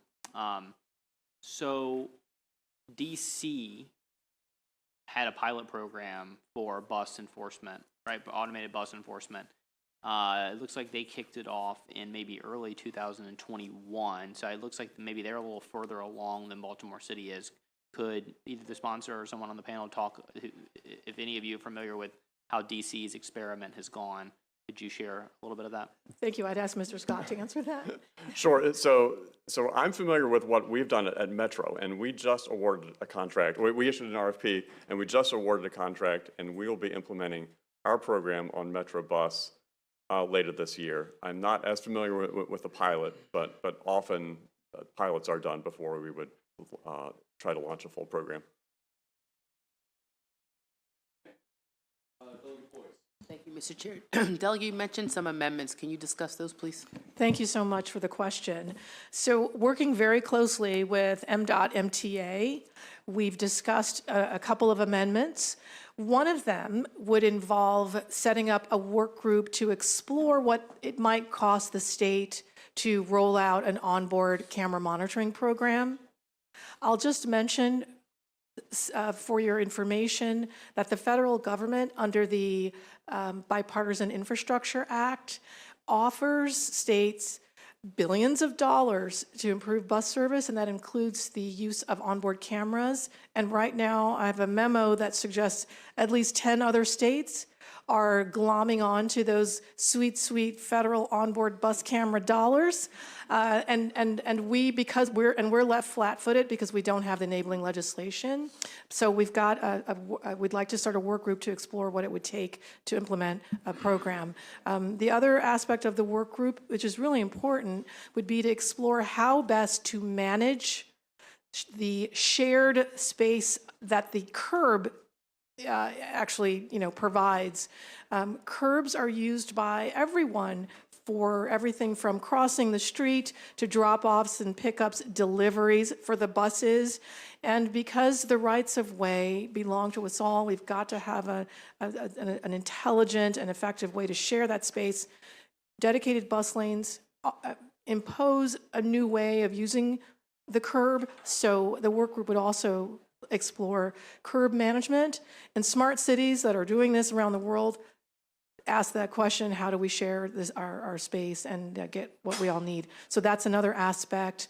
And I think those are the main amendments. And of course, these work groups would include representation from advocacy organizations, from the Central Maryland Transportation Alliance, groups like that, as well as groups like the Maryland Transportation Institute, which is a research unit of the University of Maryland that does a lot of transportation research that we should start applying in our policy making. So I look forward to having them involved. Thank you. Thank you for your question. Mr. Chair, one quick follow-up question. Delegate, you mentioned federal money, and I guess I'm questioning how Baltimore's program assists with the work group and then the ability to access those dollars. So Baltimore City has been doing it, the state hasn't. So it's that the state has to create essentially the work group in order to access those dollars, even though Baltimore City has been kind of doing this already. Sort of. So what the bill does is we gave Baltimore City enabling power authority to use camera enforcement. Now we're giving the state authority to use camera enforcement. Baltimore City is a long way to winning federal dollars for improving transit. Example is our RAISE grant that's looking at east-west corridor improvements, including dedicated bus lanes. But you can paint all the red lanes and talk all you want, but if you're not enforcing the lanes, you're not doing anything. So this bill before you will help the city, state, and every jurisdiction, including Montgomery County. I'll just flag that the county executive of Montgomery County, Mark Elrich, has submitted written testimony in support of this bill because our populous regions of the state that need better bus service want this enabling authority. Thank you so much, Delegate. Yes, ma'am. Thank you. Thank you, Mr. Chair. So if I have this straight, the bill we passed last year authorized stationary cameras, is that right? And you're now looking at onboard cameras as a possibility? Yes. Do I have that right? Yeah, you're not wrong. Okay. At the time we passed that previous legislation, onboard camera technology wasn't where it is today. And also, Baltimore City specifically asked for that authority to use state because they already had them. And what the city, and my understanding is that that's what the city has found, is they'd be much better off using some sort of external camera system, just like they use for red lights, and that's what they're exploring. But the future is on onboard camera enforcement. And I want the state to be ready to seize all of that federal money that's out there that other states are getting. And is there any evidence or any jurisdictions already using this that have evidence of how well the onboard cameras are working? Yes, thank you. And I think I'd ask Mr. Katz to answer that question. Sure. Yes, New York City has been doing a program like this for a couple of years now, and they've reported that on some of their most congested routes, they've seen an improvement in bus speed on bus lanes by up to 36%. And so they're also seeing on-time performance increase where buses were, they were several minutes late. They're now getting there on time. So and I would encourage folks to talk to the New York City officials because they've been just expanding this program because it's been that successful. Thank you. Thank you. Thank you for this bill. My questions are around whether your amendments address any guardrails around the collection and use of the data. Thank you for the question, Delegate. The work groups are not, at this time in the discussions we've had, charged with looking at that question, but they certainly can because we're still refining and perfecting this bill. And I'd be happy to include that subject as a responsibility of the work group. Thank you. Thank you. Thank you. So Mr. Katz was in to see me earlier, so I'm going to ask the same question I asked him. Let's think of, there's a curb lane, there's a bus lane, there's a driving lane, and we have lazy people out there, and we have FedEx and Amazon who want to deliver, we have Grubhub for people who want to get their food, and we have people who want to double park so they can run in real fast and get out. So if the bus lane is reserved and the curb lane is full, where do they go? How do they get? How do you create mobility in an urban area when I'm using the inherent people are lazy, which I think is. Did you say, Delegate? Did you say people are lazy? Did I hear you right? I did. Okay, thank you. So, and I think, I'm not sure of the rules of this committee. Are we allowed to have more than one person to answer? Because in my Sure. committee, you get only one shot at that. Really? That's an interesting It's policy. brutal. That's why I keep No, coming back here. We let more than one person answer. Thank you. So I'd like to touch on that, and then maybe Sure. both of these gentlemen could speak to it. So I really appreciate the question. You've hit on something really important. The rights of way, the lanes, belong to us all. Until now, we've treated those rights of way as if they only belong to people in private vehicles. But in fact, they belong to you, me, and everyone. They belong to folks who are vision impaired and using canes to walk. They belong to moms pushing strollers and little kids with their cute little backpacks going to and from school. Those lanes belong to folks driving trucks, even including tow trucks. Those lanes belong to us all. And we've never really, in this country, grappled with the fact that we're not sharing those spaces really well. So we have an opportunity now to figure this out. Rather than prioritize only people who are privately owning cars and driving all by themselves and designing the rights of way to serve their convenience, we're figuring out a way to share. And that's why we have to pass legislation to create dedicated bus lanes. We have to renegotiate the terms on which we share this public space. I'll also mention that human beings do have in common a desire to get from point A to point B in a straight line, like as quickly as possible. In fact, there's scientific evidence, studies that demonstrate the average person will walk no more than a quarter mile to reach an amenity. So in a way, you're kind of right. We love conserving our energy, let's put it that way. And so we knowing that about ourselves, our friends, our neighbors, our family, our seniors, our kids, knowing that we need to get from point A to point B, we do have to think more carefully, more thoughtfully, with more heart about how we share space, and so people can get what they need. And I'd really love, if it's all right, Mr. Chair, for these technical experts to talk about how curbs and lanes get shared.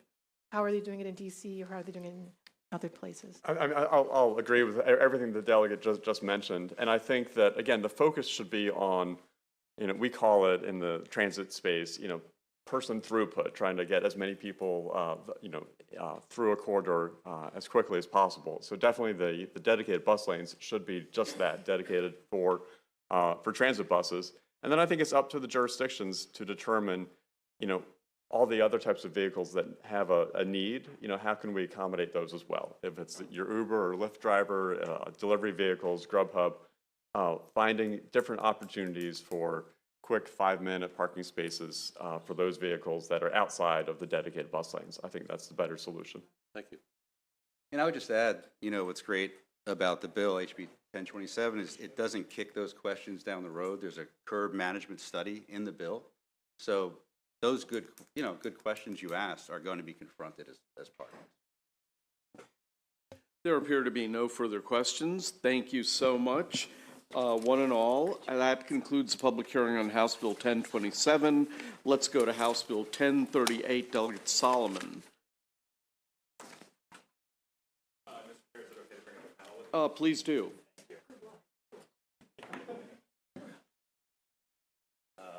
I could bring up Ruth Toomey, Damon Callis, and Monica. Next.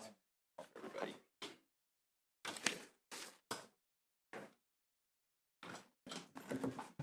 Just trying to come up with some witty bus lane pun, but I couldn't quite figure it out. Sorry for that.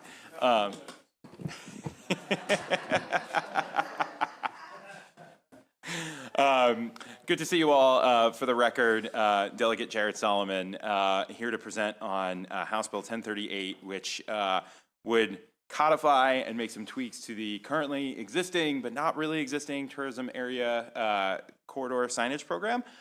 So many of you probably know the sort of omnipresent brown signs that direct motorists on state highways to some of the incredible tourism destinations that we have in the state, from our wineries, golf courses, to historic destinations, and we see them all over the place. Well, The problem with this program is it has been, to say it's been a mess, I think would be an understatement, as you will hear from some of our panelists and the businesses that are with us today. So this program was set up to ultimately, again, direct residents and visitors to these great destinations that we have across the state. But then MDOT just sort of stopped doing it. So they got about, I would say, 2/3 of the way through every county in the state of Maryland, and then discovered that they could no longer use their federal highway dollars to do it, and decided that it was not important enough to use state dollars, and literally just stopped. So there are 6 counties right now who had plenty of businesses. We're not sure the exact number. We're still waiting on the information from MDOT since November. We're not even sure how many businesses are outstanding. We're not sure how expensive it would be to put those signs up. But there are businesses in some of the largest jurisdictions of the state, including Anne Arundel County and Baltimore County, that never got even the original signs that they were promised. On top of that, because of the way they set this program up, that each county would get signs placed literally once every 5 years, there are businesses that have been waiting and denied, as you will hear, any sort of signs whatsoever. We worked, he is now the Secretary of Agriculture, but we worked very closely with Grow and Fortify, with the former Executive Director, Kevin Addix, to work on this bill. This came out of a conversation with one of my constituents who's reopened a great winery in Silver Spring, a new brewery in Kensington that reopened, because breweries and distilleries were actually excluded from this program. So the bill before you basically takes the existing language of the TAC program, as it's referred, and updates the regulations to reflect where we are sort of in the 21st century. It changes some of the requirements for how long a business needs to be open. It adds generic logos for distilleries, for breweries. It creates an option for the advisory committee that's made up of members of the public, as well as the Department of Transportation and Commerce, to decide whether they want to create other generic logos. The discovery that we found literally 2 days ago, and you can probably tell how frustrated I am in working with MDOT, is now all of a sudden they're telling us, well, if you put new logos on, you're going to jeopardize our federal highway funding. So we're hoping that there will be a much more constructive, productive conversation with MDOT going forward, because even if we can't do logos, we can put words. The state of Virginia, which we are often compared to, has these signs. They may not use logos for all of them.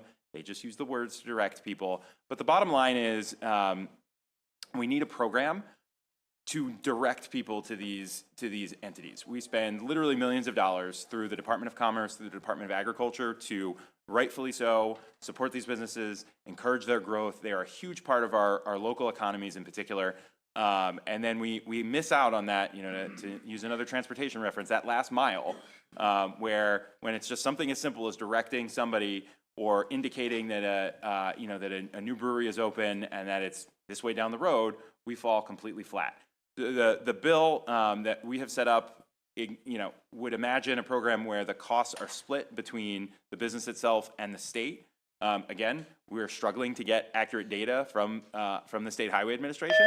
And the last thing I will say is, well, actually, two very quick things. One, we have a literal delta, as much as these signs are potentially as much as 100,000 to do what we need to do, to 7 million. So getting straight answers from MDOT has been nearly impossible. And the other piece I will say is the bill as written is meant to be a one-time appropriation of $350,000. It was drafted as annual. The idea would be, let's seed the program, and under our new budget authority, as we run out, as this is used, we can always go back and add more. It was never intended to be an annual mandate. Okay. Why don't you wrap up? Okay. I was going to say, thank you, Mr. Chair. The last piece I will say is we also, my cross-file Senator Zucker and I both serve on appropriations and budget and tax, and we are also thinking strategically about how we wipe out the backlog of signs, which is again why it's been so frustrating that we don't have data, because we want to make sure we're not leaving any counties out. Thank you. Okay. Who would like to go next? Thank you, Mr. Chairman Barvey and Vice Chairman Stein and the distinguished people of this committee. Hello, my name is Damon Callis, for the record. I'm a Marine Corps veteran and a co-owner of the Urban Winery of Silver Spring.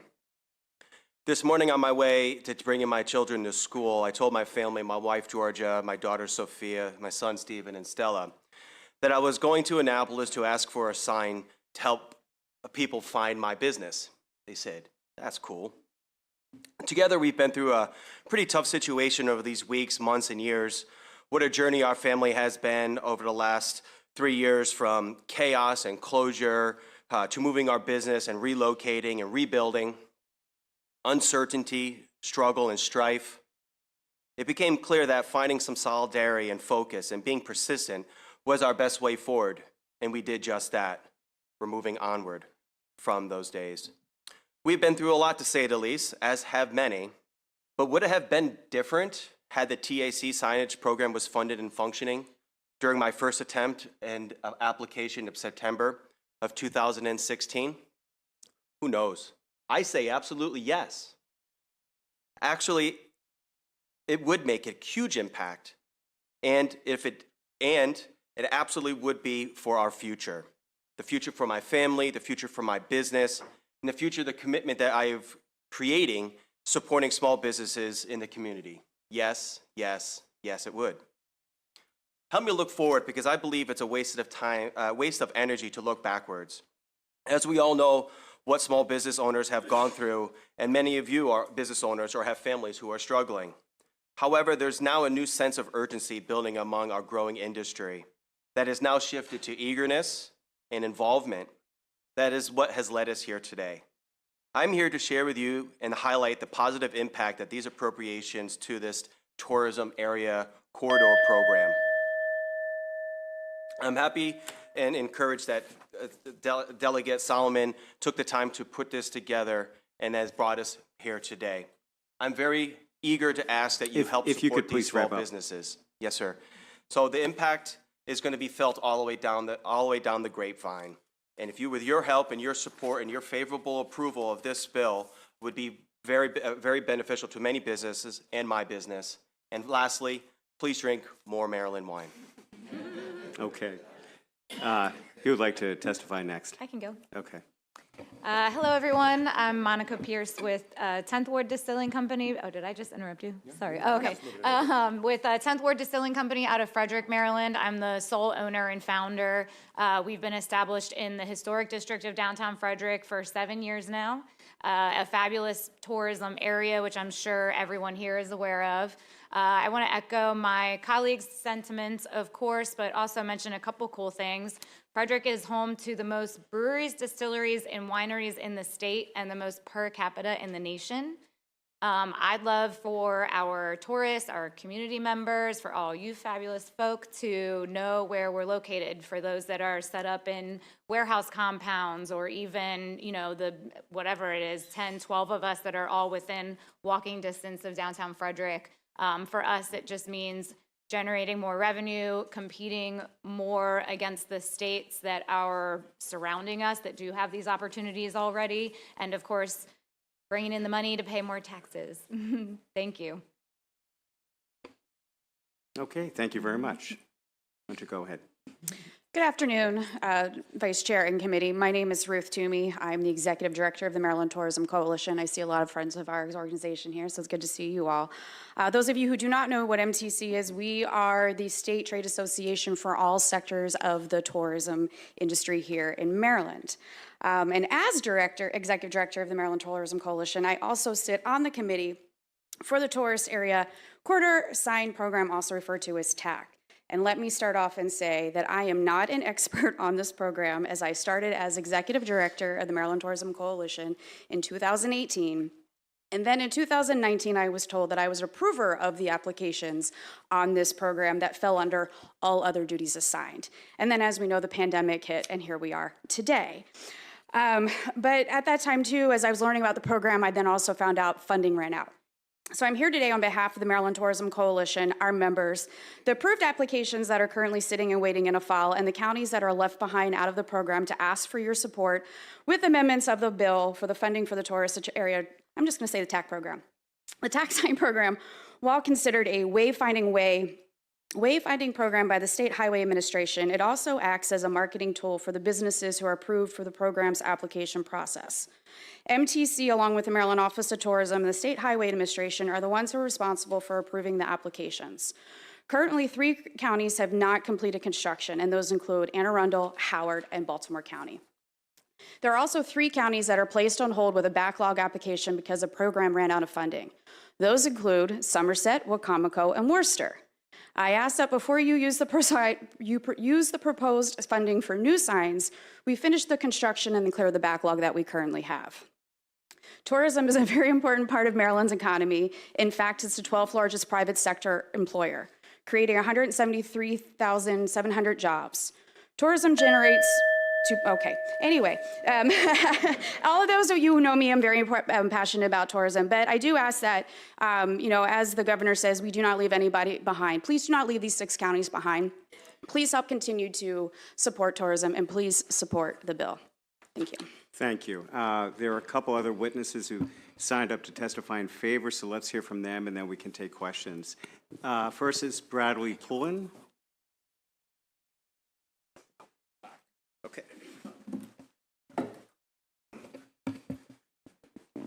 Thank you all for hearing us out, Mr. Chair, Mr. Vice Chair, and committee here. I do appreciate you all hearing us, and on behalf of Market Street Brewery and the Brewers Association of Maryland, I just wanted to briefly speak about what I believe this would do for our area. Being in Havre de Grace, for those of you who don't know, it was almost the nation's capital, and there's a massive amount of history in our small slice of idyllic heaven, and we are less than 15 minutes away to the downtown area of Havre de Grace from I-95. And the amount of people who drive through from Pennsylvania, New Jersey, and Delaware, which are all in very, very close proximity to our area, who have no idea what Havre de Grace is and where Havre de Grace is, boggles my mind. So what I see this program doing for us in Havre de Grace, which is currently going through an economic upturn and a revitalization, I believe this would bring to the 5 breweries and 1 winery within 15 minutes of that very exit. I believe this would begin to bring tourism dollars to our state and to our county. Right? Thank you very much.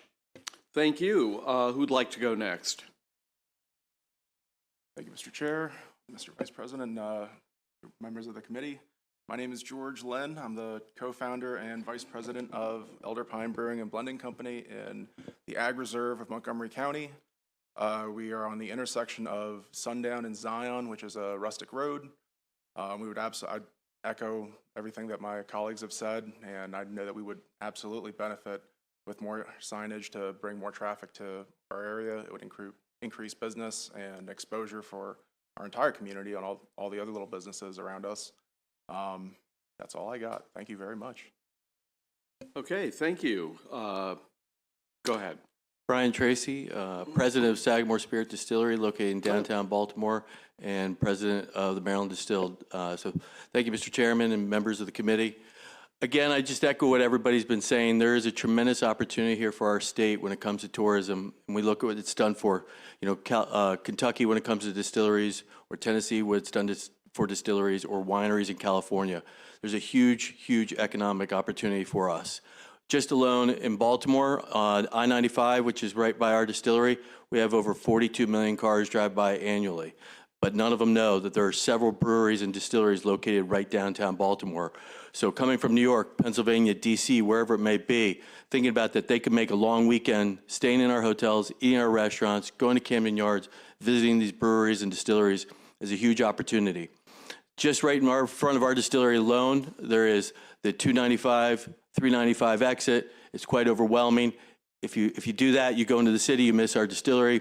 If you miss our exit, you go through the tunnel, and most people go through the tunnel. I think they pay that toll and feel like they need to keep going, and they don't come back. And so it would be a huge opportunity for us. These businesses really do rely on tourism. For every job we create 1.78 jobs outside our industry. Thank you. Thank you. I think that's everybody, correct? Okay, we have a question from Delegate Jacobs. Thank you, Mr. Chairman. So, Delegate Solomon, I support tourism 100%.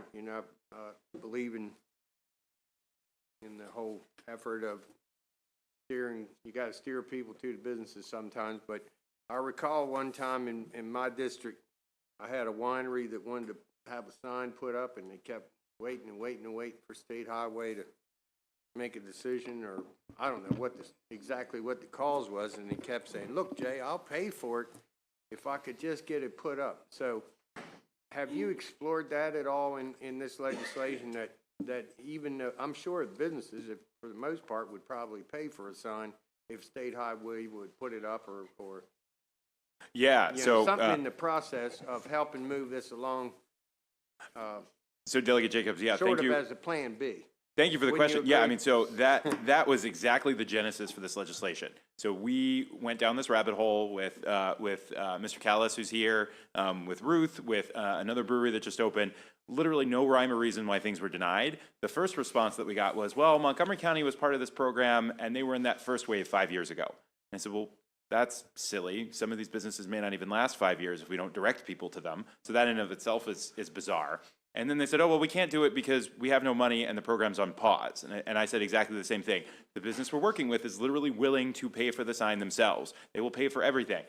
Yeah, literally the response we got was, that's an interesting idea. We'll have to take that back to the secretary. This was October, November of last fall. So that was the genesis for this bill of this program can't exist off the books anymore. There has to be actual regulation. There has to be statutory language that the agencies have to follow in terms of timing, in terms of restrictions. The other thing that we discovered is there's also little rhyme or reason why some areas get a sign and some businesses get a sign and some don't. So the current regulations say technically breweries are not supposed to have it. I was in Prince George's County or Calvert County, and lo and behold, there was a sign for a brewery under the TAC program. And when I took a picture of it and sent it to MDOT, they had no response as to why that brewery got a sign and other breweries have not. So that was, again, the entire genesis for this. And, you know, I am not wedded to the outline that we put in this bill. It is, I think, what we heard from a lot of the businesses we worked with, that the actual regulations are not the problem. You know, we made some tweaks to the number of hours that businesses need to be opened. We expand the universe of businesses that could qualify for this. We changed a couple of other provisions. But that wasn't the problem. It was, frankly, a lack of any ownership of this program within MDOT. Any commitment to actually getting it done, any commitment to fund it. And we also heard Commerce, who is, you know, an advisory agency on this, said, we love this program. It's great. We have we spend millions of dollars from our own agency's budget to get these businesses up and running, and we are not the ones responsible for putting signs up. And they were, frankly, equally as frustrated with MDOT. So, yes to your question. Thank you. Thank you. This sounds like a great bill, Delegate Solomon. Thank you for bringing it forward. I just wondered, is there a way, I'm looking through the bill now, how would you, or have you thought about how to address the applications in the pipeline? Yeah, so that is a great question. So the way that we were thinking about it, that Senator Zucker and I were approaching it, would be to potentially allocate some money in either this year's budget or next year's budget going forward to wipe out the backlog. And I will tell you again, what's been frustrating is we have a number from it's in MDOT's testimony. They say $7 million to address the backlog, which, to be honest with you, the entire 16 counties that received their signs already cost them $7.5 million. So it is a head scratcher for me that the remaining 6 counties will cost as much, almost as much as the 16 counties before that, when we've also heard that it might be as little as a few $100,000 potentially. We also don't know how many of those outstanding applications, how many of those businesses may have gone out of business during the pandemic. So Senator Zucker and I are trying to figure out if there's a way for us to allocate money in the current budget to address the backlog, and then with the new program start fresh with the money that we would appropriate in the bill. So almost like 2 different phases of Correct. Going forward. And do you believe, or do you know whether MDOT has this actual information, or is that not clear yet? We have been in conversations with the new administration, and we think that this has now landed on the desk of, I guess he's now Secretary Wiedefeld. So we're really excited to work with the new folks at MDOT, who I think have a very different commitment to getting this done than previous folks there had. Great, thank you. Thank you, Mr. Chairman. Okay, any further questions? Well, seeing none, that ends the public hearing on House Bill 1038. Thank you, one and all. Let's proceed then to House Bill 1049. Delegate Bridges, welcome back to the committee, man. Thank you. Yeah, it's old home week.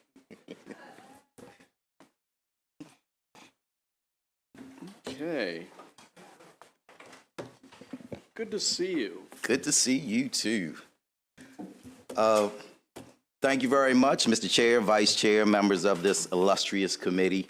I don't know what favor can get you, but let me just say that this is one of the, if not the best committee in the House, Maryland General Assembly. Thank you. It's funny because I still talk about things that I learned here that people have no clue what I'm talking about, like spat on shell. Like, who knows about spat on shell? Let's keep it that way with those other people. All right, so look, I will stay within the theme of today and talk about transportation. And this bill, House Bill 491, is all about public safety for our transit operators. And so to take a step back, over the last couple of years, we've really been trying to make sure that we have stricter enforcement of the laws in terms of the assaults that we've had on public transit operators over the state. And so we've tried to, do the bill and get increased enforcement. However, the bill hasn't gone as far as we thought that it could go. And so we're taking a step back and taking this in a different direction and really trying to look at what's been happening over the last couple of years in terms of those assaults and get as much data as we can on what those assaults have been, where they've been taking place, and to make sure that we can give that information to the Maryland General Assembly, not just for the MTA and for WMATA, but really for our locally operated transit systems who, operate from Ocean City to Western Maryland, and really taking a look at what's been happening with those operators as well. While we can talk to MTA and WMATA about that information, it's a little bit different in getting that information from our locally operated transit systems. And so we're trying to make sure that through this bill, we can also have that information given not just to us, but to the Maryland General Assembly so that you all know what's going on, so that when it's time for us to come back and really talk about what's happening and getting stricter laws in terms of the enforcement of people who are assaulting our operators, that bill will finally pass. In addition, we also know that MTA does have a person that's in charge of looking at incidents for the system, a safety officer, but our locally operated transit systems do not have a safety officer. There's one safety officer for the entire state of Maryland located within MTA. And so the goal was really to make sure that we're also doing a feasibility study to look at what it would take to have this a new person that really looks at the entire system, including our locally operated transit systems. And so without getting into many of the details, you have my report that I submitted, and I'll just hand it over to the panel to get a little bit more into the details. I've got with me today the administrator for the MTA, representatives from WMATA, as well as the Transit Association of Maryland, TAM. And so with that, Mr. Chair, I'd turn it over to the panel and be happy to answer any questions afterwards. Okay, great. Who'd like to speak first? I'll go. Okay, Holly. Hi. Good afternoon, Mr. Chair, members of the committee. Thank you for allowing me to speak today. For the record, I'm Holly Arnold, Administrator of the Maryland Transit Administration, and I'm here in strong support of House Bill 1049. I would like to thank Delegate Bridges for sponsoring it and bringing it here today. So I don't think it'll be any surprise to hear me say this, but the women and men of transit are our frontline heroes. Every day they show up and ensure that our riders have access to work, to medical appointments, and everything else they need to live their lives. Throughout the pandemic, MTA's operators and mechanics kept the system moving and ensured that hospital and grocery store employees could continue to get to work and provide their critical services to all Marylanders. We owe our transit workers our thanks and appreciation. The bill before you today requires that MTA submit an annual report on public transit worker assaults to each local executive authority, the state's attorney for each county, and several General Assembly committees. And I'd like to be clear that MTA would be more than willing to comply with this requirement. This report will help to highlight some of the challenges that are faced by the women and men who are out there providing these critical transit services every day. It will signal to our transit workers that their safety is a top priority and is not being taken lightly. Maryland has lost several transit workers to violence over the past few years. And since 2013, an average of 50 assaults against MTA operators are reported each year. This is unacceptable, and assaults against transit workers must stop. Even one assault is too many. This bill demonstrates that we are committed to fixing the problem, and it is an important step towards creating a safer environment for transit employees and our riders. I'd like to thank the committee for the opportunity to speak, and I urge a favorable report for House Bill 1049. Thank you. Thank you very much. Who'd like to go next? I'll go next. Mr. Chairman, members of the committee, again, Charlie Scott here representing WMATA, and I'm here to urge a favorable report on House Bill 1049. When a transit employee is assaulted, it not only jeopardizes the safety of that employee, but also the fellow riders and the public at large.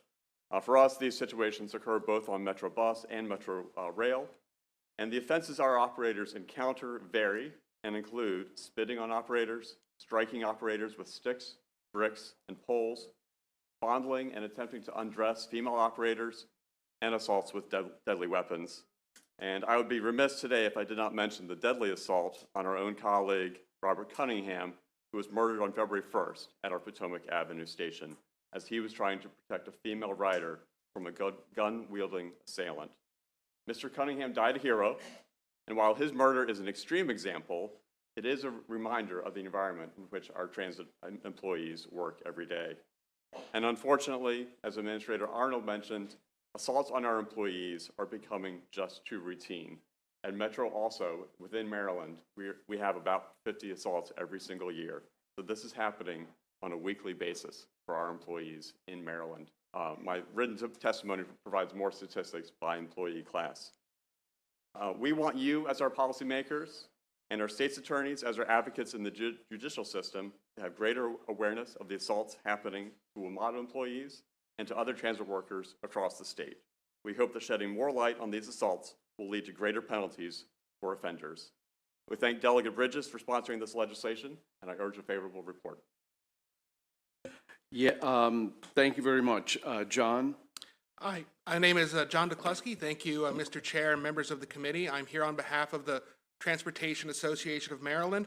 We strongly support Bill 1049. It was mentioned that many of the locally operated transit systems who operate in every local jurisdiction in our state are often strapped for resources. And to give you an idea of what that means, they talked about having there's one safety officer for the whole state. Well, everyone in a local transit organization wears more than one hat. You are not just the chief of transit or the deputy chief of transit, you are also dispatcher at need, HR professional, and occasionally you are also a driver. They simply do not have the ability to focus on this issue with the degree of attention that it requires and the ability to take a wider view. Not only that, the level of data that we currently have is very sadly incomplete. Oftentimes it's simply a listing of incidents. And oftentimes those incidents are only reported when an actual hospitalization or an injury to the operator exists. We don't have data on how severe it was and what happened to the assailant after the event. All of these would be corrected by this legislation. We shouldn't have to rely on Google searches and press clippings to try and determine the true extent and nature of this problem in our state. But to give you some idea of what that extent can be, a survey of our own members several years ago indicated that over half of our members reported having multiple driver injury assaults occur within the past year, and over 3/4 said that their drivers regularly experience verbal threats and intimidation. It's time to really take this issue seriously, gather some actually very useful data, and make it so that hopefully one day I won't sit in front of a group of drivers undergoing assault de-escalation training and ask them, how many of you have ever been assaulted in the past year, and see every single person raise their hand. And for that reason, we strongly urge a favorable report on 1049. Yeah, this is an important issue. My wife, as you know, is a workers' comp commissioner, and one of the major categories of injured worker cases are transit employees and bus drivers and many others. So it's a real problem. Okay, so we have a question from Delegate Davis. Thank you. This is a great bill. I understand that there are lots of problems on buses and public transportation altogether. I believe as policymakers, it's incumbent upon us to get a full view of what's happening. I believe we're in the middle of a mental health crisis. Will this data look into that? Well, I mean, I can start. The data really doesn't focus as much on the mental health crisis part of it. Is really as much as trying to get as much data as we can. I mean, if you look at what actually is submitted, especially as you were hearing from the locally operated transit system, it's really just a listing that something actually happened. We're trying to dig a little deeper and get more information about where it happened, as a, as a result of what the incident was, what was the final outcome. Maybe that could help us also get to the point of finding a little bit more about the mental health, mental capacity of the individuals that were doing the assault as well. It could simply be a question as to what the operator thought the person's mental health status was. Or I know that's, yeah, whether they seemed like they were in their right mind. I don't know. I believe the administrator for the MTA would take that into consideration, although I don't want to speak for the administrator. We're happy to add additional. Yeah, we're happy to add additional information. I think it will also help to give us more insight into what our operators are experiencing. If you want to, mentioning mental health, dealing with this on a day-to-day basis has a huge impact on the mental health of our operators. And I'll tell you, when I talk about workers' comp, MTA does actually keep track for our operators who've been assaulted, how long they're out, and sometimes it can be several months while they're recovering, not just physically from the experience, but also mentally and the repercussions from that. Okay, we have a couple of other questions. Delegate Foley. Thank you, Mr. Chair. This question doesn't indicate anything other than just I want information. So this applies to operators. Are there any other job classifications that interact with the public other than operators that might be covered by this bill? I think it covers operators and station attendants. So for MTA and WMATA, we both have station attendants who are assisting at our station. Okay, thank you. Delegate Siliberti. Thank you, Mr. Chairman. Is it safe to assume that in some instances you would know who one of these particular assailants would be? I guess that's good grammar. So I can take that for MTA. So we have a police force who investigates all of these assailants, or as well as working with the city or county police as needed. In many cases, we do have that information, and actually have, over the past 3 years, who all has been charged and what the results of those charges are. So we do take it very seriously. And what penalties do they incur for doing this? Did you know that? So I have a list of that for the past 3 years. Several of the cases are still pending, but it is something that we're tracking and something that we'll continue to track through this bill. Okay, thank you very much. Thank you, Mr. Chair, and thank you so much for bringing this bill. It's a horrifying situation, and I think that we are all aware that it's a real problem that we're facing. I love a good report as much as the next person. Actually, I don't really love reports, unless they're absolutely necessary. I understand the importance of coming up with real data, but at the same time, are we actually making other steps and moving towards protecting these folks, like increasing penalties for some of these assaults? Are there, while we're waiting for the numbers, we know there's a problem. What else are we doing? And this doesn't negate the importance of what you're doing. I want to make that clear, but what else are we doing? You've lit a fire under me now. Yeah, well, let me, I'm glad that we are lighting a fire under you right now, because there's been a bill that has been introduced over the last couple of years to increase penalties for assailants of operators. The more people know, the more we can get that bill through. I feel like we may not have had the groundswell that we needed because people really just don't know. And so this really makes sure that the Maryland General Assembly, the different committees that need to know about this, actually has that information in front of them and are well aware of the fact that these assaults are happening on our operators so that we can move that information forward. The other thing that this bill does is also a feasibility study on the fact that, as we heard, there is only one single safety officer for the entire state that helps with these investigations. And, what can we do to better assist a locally operated transit system? I don't know if you want to. Yeah, and I'll note, and I'm sure Charlie will probably echo similar things that we're doing as an agency to tackle this issue. So yeah, we have pursued legislation. Charlie and I have been here together several times testifying in favor of that. At MTA, we also do de-escalation training for our operators, so helping them to deal with some of these situations and understand that. We talk mental health. We've launched a mental health hotline so that they can call if they have issues. We're also continuing to explore barriers. So we have barriers on all of our buses, and we're continuing to expand those so that they can cover more, so that it prevents people from kind of reaching over and hurting our operators. And then additional cameras. So we're adding more cameras to our buses. So now when you get on the bus, you kind of see yourself, similar like when you're checking out at Target, right? You see yourself and you recognize people are watching you. So trying to remind folks that they are being watched. If you want to add anything.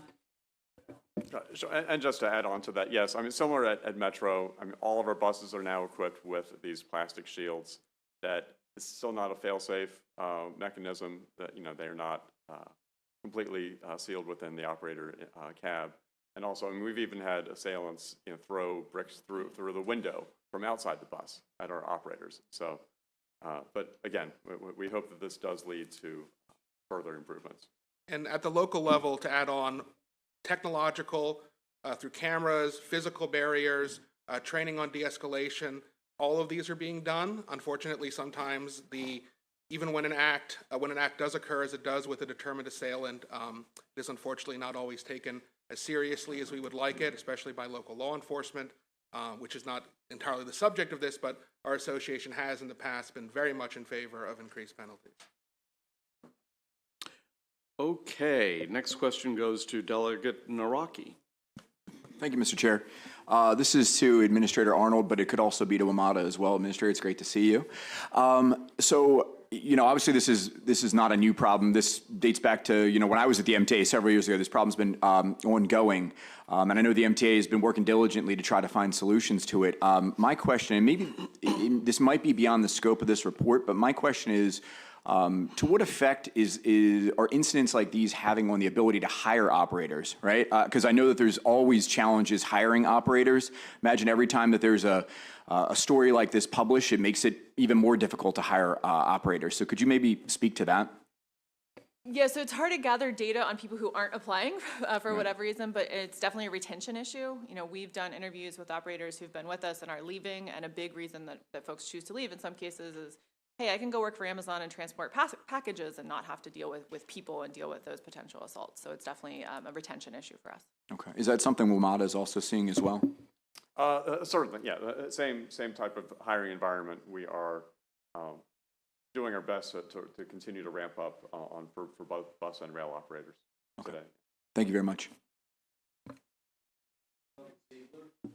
Thank you, Mr. Chairman. I'm just wondering if this also affects ridership. I think it would be rather traumatizing to be on a bus or a metro car when something like that is going on. It's frightening. It would frighten me away. If I was ever on a bus that I saw someone get assaulted on, I would need a great deal of convincing to want to get onto it again.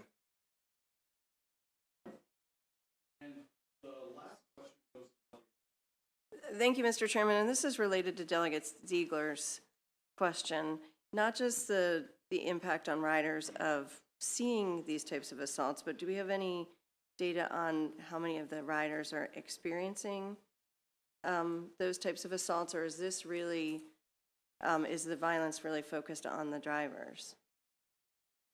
So I can speak to MTA. So we are seeing increased violence, right? As violence increases across the city, it does also happen on our system, and so we do track data on that. The focus here is protecting our operators, and so that's the focus of this and it bill. may be that it's not this piece. I don't mean to diminish this piece of, I think, extremely important legislation, but I just worry when I hear about this much violence happening that we're also having that issue with passengers.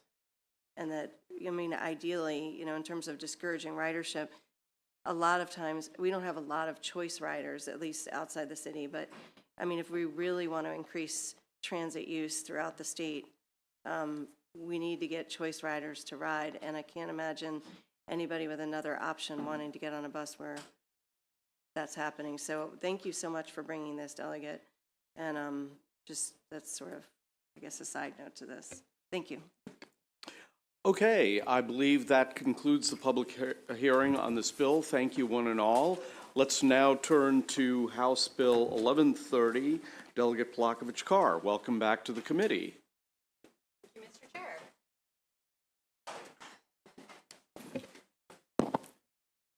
Good afternoon, colleagues. For the record, I'm Delegate Julie Polakovich-Carr, here to present House Bill 1130. This is legislation that would address a growing quality of life concern throughout our state, which is vehicles that are operating in an excessively loud manner. Now, I know this committee has heard other bills on this subject this session, and including even today, so I won't talk about the need for the legislation, but I'll just simply start off by saying that we're taking a different approach with this bill, which is to use automated enforcement technology. And to be clear, under both state law and regulation, as well as federal law and regulation, it is very much illegal for any vehicle that's been manufactured since 1988 to operate or be sold or leased if it is louder than 80 decibels. So cars that have their mufflers or their exhaust systems modified, that is very much illegal explicitly under state law, and it is illegal for those vehicles to be operating on our state's roadways. As the committee has heard, when you've heard these other bills, enforcement is very difficult for police, and it is also an issue where many police departments don't want to be increasing traffic stops. So the solution I'm proposing here today is the use of new technology that basically works like a speed camera, but it is a sound camera, and it can detect when a vehicle is in excess of 80 decibels, take video, sound recordings to corroborate that, and snap a photo of the license plate of the vehicle and to send the vehicle a citation. So like a speed camera, but for noise. And there are multiple companies that are developing this technology, including a company that's based here in Maryland. The use of this technology is growing. There are a number of cities across America and around the world who have implemented pilot programs of this technology. And last year, 2 states, New York and California, also enacted legislation to allow for pilot programs. And I'll say in New York State, their pilot in New York City is up and operational and sending citations to vehicles. So the bill specifically would enable local governments, both counties and municipalities, to use these noise cameras if they so choose. The legislation really is modeled off of our state's speed camera law and other automated enforcement laws and has the same safeguards built in, including that a local government that would want to use this technology first has to engage in public notice and hold at least 1 public hearing. Before each sound camera could be installed, the local government would need to provide public notice about the proposed location of the camera, as well as install signage in the area to warn motorists. For the first 90 days that a camera is operational, as well as for any subsequent first offense, the owner of the vehicle could only be issued a warning. Subsequent offenses, would be a civil penalty of up to $70, but no points could be assessed. Every citation has to be reviewed by an actual person, a law enforcement officer, and then the vehicle owner, if they want to contest it, could contest it directly with the local government or in court. And there are a number of other safeguards that I don't have time to get into here today. But I do think this is an elegant solution to what is a growing problem for many communities in our districts, and that's why so many local elected officials and local jurisdictions have weighed in support of the bill. I do finally just want to address the opposition testimony from the judiciary. The language that they are objecting to actually already appears in state statute at least 6 times in the transportation article. It is part of our speed camera statute, our red light camera statute, all of the other automated enforcement statutes. And it's been there in statute since at least 1997. So I think respectfully, this is just a difference of opinion between the General Assembly and the courts in terms of that particular provision. So with that, I'm happy to turn it over to the other witnesses. Thank you. I see another Zoom meeting between me and Judge Morrissey on that topic for my future. Yeah. Okay. So what's your name, sir? Don't touch the buttons. Hi, I'm Chris Tippery. I'm the Director of Automated Enforcement for Montgomery County Police. Terrific. You have 2 minutes. Welcome to the committee. We have researched this automated solution. It's new and emerging technology. It's pretty exciting to see some of the cutting edge stuff that's coming out. We have had some meetings with the different companies that are offering this type of solution. We're encouraged by the technology, and it does run similarly to the automated traffic enforcement that we currently have. It would just be an additional responsibility to our unit, which we are definitely capable of handling. A little bit about the technology. The decibel meter will read the loudest vehicle traveling in that direction, and will snap a photographic image similar to a speed camera or a red light camera. The company offers the end-to-end solution, so then we would get the citation and process it accordingly. And that's all I have. Thank you. Okay. John Becker. Welcome back.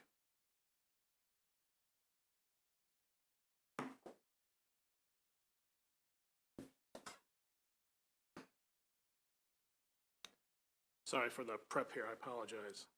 John Becker, again, live in beautiful downtown Rockville, Maryland.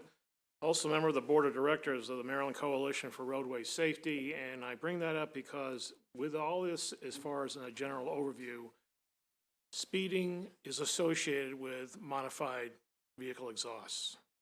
You can't drive 35 miles an hour down the road and enjoy your modified vehicle exhaust.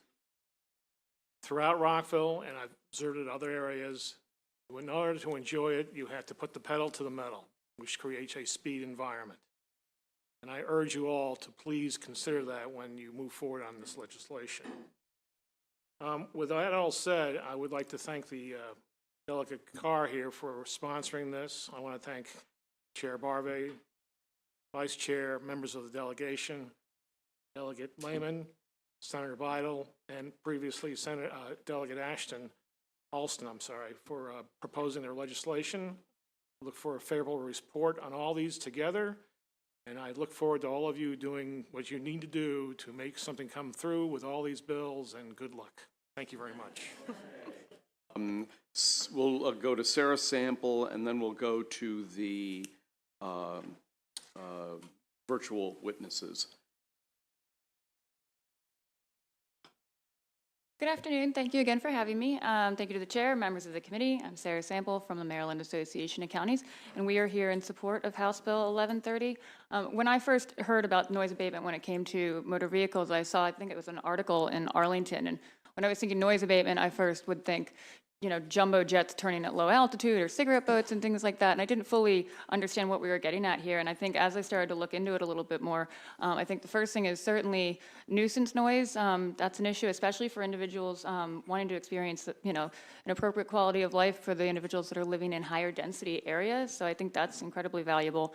The other thing is from a safety standpoint, when you have one of these modified muffler cars accelerate next to you when you're going at high speed, it's incredibly alarming. It can lead to accidents. And so that was something I was starting to read more about. And then also the way that it can, I think someone already touched on this, discourage drag racing. I started to see all the value that really can come with this. And so from a county standpoint, we appreciate that this is authorizing.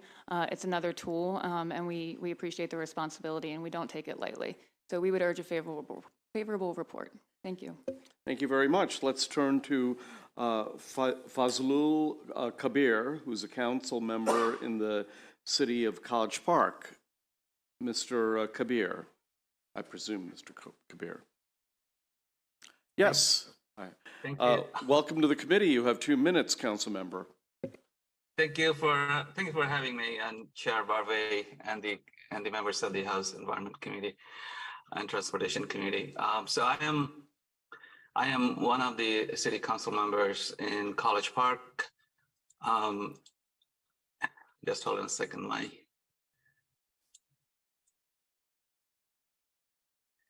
I represent District 1 in City of College Park. So I'm here to speak in favor of House Bill 1130. Our residents in College Park, they have been complaining about the loud noise caused by modified exhaust systems, mufflers on our roadways for many years now. For many of our residents, this has actually become a quality of life and a health issue. We have heard from residents waking up from sleep because of these loud noises. The City of College Park, our city, has paid police over time to address the problem, and despite numerous citations, and the problem actually continues. The city has also posted several signs on our roadways reminding motorists against such practices. It has become clear that the current enforcement is not enough. It's insufficient to convince car owners to stop these behaviors. The noise cameras will definitely help in going after these violators effectively. Residents of many of our Maryland towns want to see these cameras on our roadways. However, this cannot happen because Maryland laws do not allow us to have these cameras. House Bill HB 1130 will enable Maryland towns and counties to have these cameras on their streets. So I urge you to consider approving HB 1130, and thank you for listening, and thank you for giving me the opportunity to speak. Thank you. And finally, we'll turn to Mark Prochela, who is a council member in the city of Rockville. Mark, welcome to the committee. You have 2 minutes. Good afternoon, Chairman Barve and members of the House Environmental Transportation Committee. I'm Mark Pershalo, Rockville Council member. I want to thank Delegate Polakovich Carr for sponsoring this important legislation and each of you for your consideration. The Mayor and Council of Rockville unanimously support HB 1130, authorizing local governments to install noise monitoring systems on roadways. Since the beginning of the pandemic, excessive noise from vehicles with illegally modified exhaust systems has plagued our cities and towns, frightening those on sidewalks, in nearby cars, and even those just simply trying to enjoy the privacy of their own homes. We strongly support the provision of HB 1130 for the following reasons. This legislation would help address the serious concerns of our residents regarding excessive noise disruptions.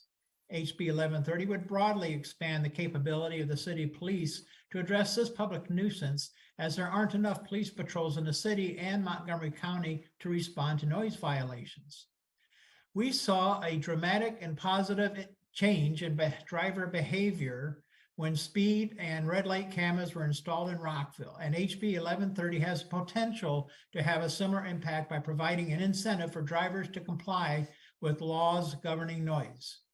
Automated noise monitoring systems are a promising new tool that could dramatically reduce noise pollution, excessive noise violations, and restore the peace and quiet for those enjoying a walk, a bike ride, or working from home. For these reasons, we urge the committee to provide HB 1130 with a favorable report. Thank you very much.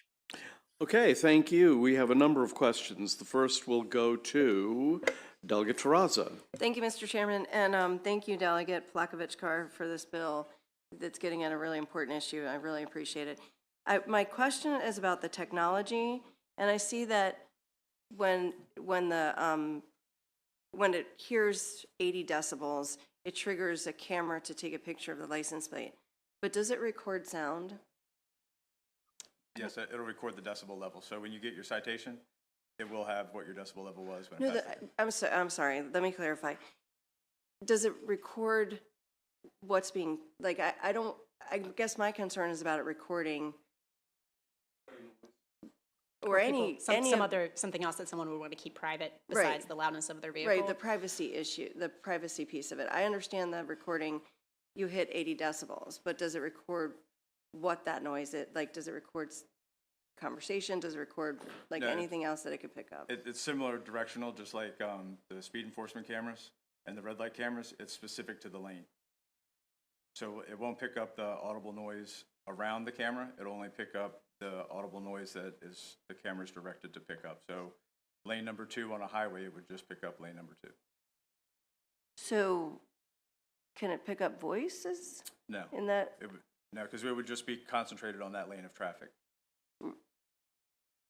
Okay, but let's say somebody's talking on the phone on their car and it's really loud, not 80 decibels, but. Right, it would only trigger at 80 decibels. So it wouldn't trigger your phone conversation as you were driving by it. The 80 decibel would be the trigger. Okay, I understand what the trigger is, and maybe we can talk offline if, I'm not sure if I'm being clear. In that car that's triggered 80 decibels, is it recording sound such that it could pick up a conversation in that car? No, I don't believe so. It's only going to pick up the exhaust in the modified muffler at 80 decibels in that travel lane. It won't go specific to pick up the sound inside the vehicle. I would just add that 80 decibels is fairly loud. I think it would be hard for someone to hear a conversation over a vehicle that's at above 80 decibels. Okay, thank you. Let me ask the question a little differently. If I'm driving by a loud construction site and there's a jackhammer going, is the camera going to be triggered? And, I'm driving by the construction site, the loud noise occurs in my electric car. Will there be a photograph of of my car going past the loud construction site? It would go towards us, the prosecutable issuance rate. We would make the determination if that came from a construction site or if it came from the vehicle. Well, let me ask this question this way. On the red light cameras or the speed cameras, it has the image of the vehicle and the miles per hour being traveled. But what I want to know is when you hear, when it hears the loud sound, does it also record the sound so that you can know that it's actually the vehicle and not the jackhammer in the vicinity of the vehicle? I'm not positive. I didn't ask that question at the. Okay. We'll follow up. Okay. Next question goes to the Vice Chairman. Thank you very much, Mr. Chairman and Delegate. Thanks for bringing this bill. I certainly agree that noise on our roads and highways is a big problem. Couple items relate to the sort of the structure of the bill. Does it track our policy on speed, our law on speed cameras with respect to limitations on the fees that the vendor can get, so that it's not on a per citation based? Also, where the roads in a particular jurisdiction where one of these these cameras could be set up? Yes, it directly follows what's in statute in the speed camera and other automated enforcement portions of statute on those provisions. Okay, so that Montgomery County and Prince George's County have broader authorization than most counties do in terms of where they can set up speed cameras. All other parts of the state, at the local level, it's in school zones. So is that what your bill tracks as well? So it's not just limited to school zones, no. So the local government could do it on a local road, or if they sought to do it on a state highway, they would need SHA's permission. Is there any limitation on the local road that one of the cameras could be set up on? In terms of, in terms of, like, for example, with speed cameras right now, at the local level, I think there's a maximum speed of 35 miles per hour. You can set up a speed camera. Is there anything like that with respect to these cameras? There's not. I mean, if the committee is interested in going that direction, happy to work with you on that. Okay. And I guess my last question is, given the fact that I realize this has been deployed, this type of technology has been deployed in a few other cities, but not in Maryland, did you consider introducing this as a pilot program before authorizing it statewide? Yeah, and I think that's a fair question. We did include a sunset date in the bill, I think of 2028, so that if no local government had taken advantage of the authorizing authority, the full thing would sunset. I think if there is a desire to further limit it, that would be okay. That's kind of the conversations that they're having in the Senate of perhaps just limiting this to a few jurisdictions initially. Okay, thank you.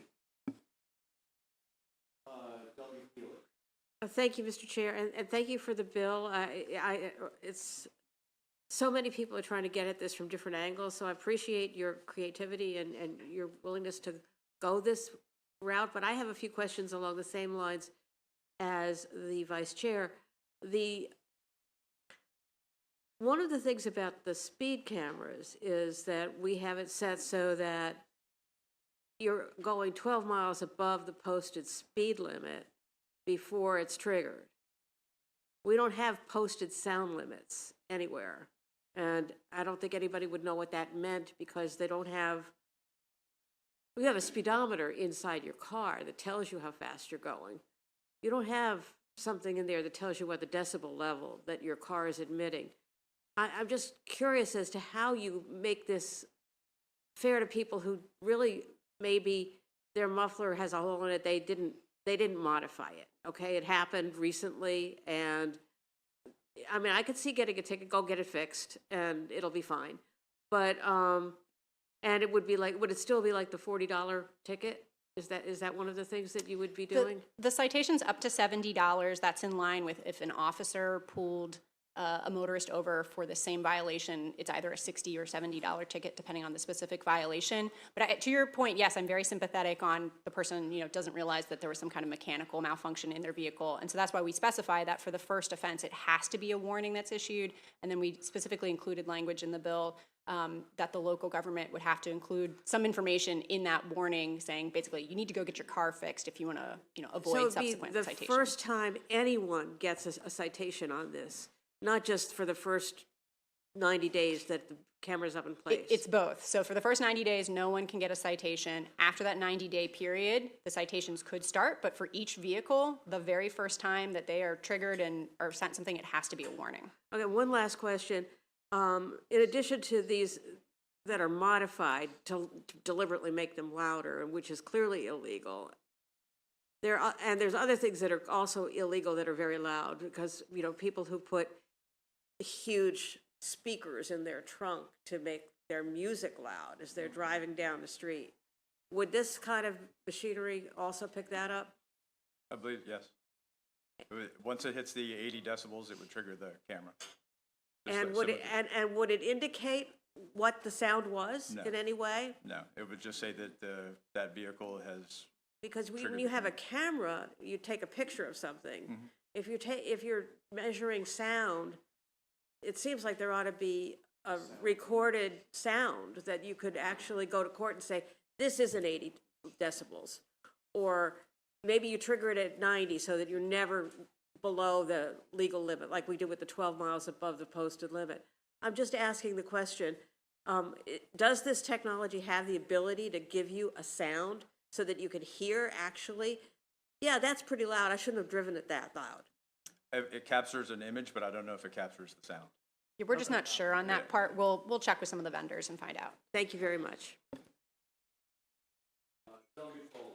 Thank you, Mr. Chair, and I'm following up a little bit on what the chair raised, but it's sort of a different angle. So if there, first of all, before I do that, does this cover trucks?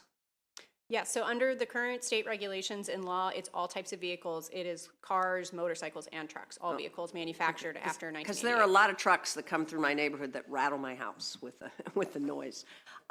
So with that in mind, along the lines of what the chairman outlined, if there is more than one vehicle, you know, making noise, can the camera, or like, for example, if I'm driving beside a truck, can the technology ascertain which vehicle is making the noise? And that's one part of my question. The second part of my question is, what if it's like a drag racing situation where you have more than one vehicle that exceed the limit? Could both vehicles be detected?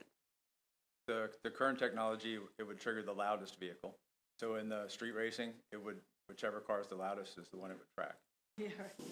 Right. So the others, even if they might be in violation of the law, would Right. not be, okay. Okay, thank you. And what about the other situation that I, But it would still pick up the loudest vehicle. well, but let's not use a truck. Let's use two vehicles, one's making noise, one isn't, we're driving side by side. Would it be able to discern which vehicle? Yes, it would still track to the loudest vehicle. I see, okay, thank you. Thank you, Mr. Chair. I wasn't going to ask a question until the chair asked a question that triggered a question in my head along the lines of the chair's question and Delegate Foley's question, which is if there is something other than the car that's creating the noise, I think we're all trying to grapple with whether the camera is going to pick that up or not. So in the chair's example of a construction site, a jackhammer, you're finding out whether the sound itself will be recorded, but there's not going to be any way to know what else is going around in the area. So if you get the picture of the license plate, you're not going to know that it was next to a construction site. Is that right? Did that make sense? Well, I would have to say that it would, because it only captures the image of what it's trained on. So Right. if it's just like a speed camera, if it's trained on 2 lanes of traffic that are headed eastbound, that's all it's going to pick up. It's target specific like a laser. Okay. I would also just add that there are requirements under the bill, like with speed cameras and the other automated enforcement, for calibration of these systems. So there are, it isn't just like set it and forget it. There are technicians who are going out and looking at these things periodically. Thank you, Mr. Chair. The chair also kind of got my brain going a little bit. So I live near Martin State Airport, right? So we have jets flying over my house and other houses all the time. They're very loud. They would not be seen by a camera because they're up in the sky, but they could literally be directly over top of your car. I'm curious how it would handle that. I'm also particularly curious in this situation. So if you were to place one of these devices somewhere in that area, I might get a warning the first time. And then the next time, because it's on my normal traffic pattern, I'm going to get an actual ticket for a plane that's flying over the sky that are really loud all the time. So how would it address that kind of situation? Again, it goes back to being target specific. It's if you get a cone triggered on that lane of travel, that's only what it's going to pick up. That's it. Sure, and I understand that, but the A-10 Warthogs that fly by my house, they fly at tree level, right? So they get that low on purpose. So I'd really like to understand how it wouldn't be able to, how it would distinguish between a plane that's really loud at tree level, which is not very high off of the road, and a car in that instance. Because if you think about it in relation to an elevated speed enforcement camera or a red light camera that we currently use, it's installed high, so it would be installed on a traffic control device and targeted into that lane. Okay. I still have skepticism of its Right. ability to distinguish those two when a plane is at tree level there. I would just add that since local governments who choose to participate in this authorization would be selecting the locations, hopefully a local government is aware of those, flight patterns and would not be installing a sound camera in that area. Sure.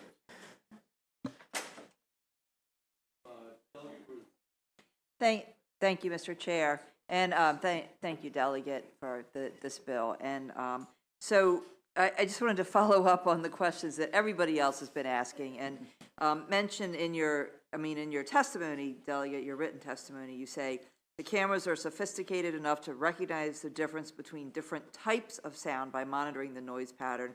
As such, these noise cameras can specifically look for noise caused by illegally modified exhaust pipes and mufflers.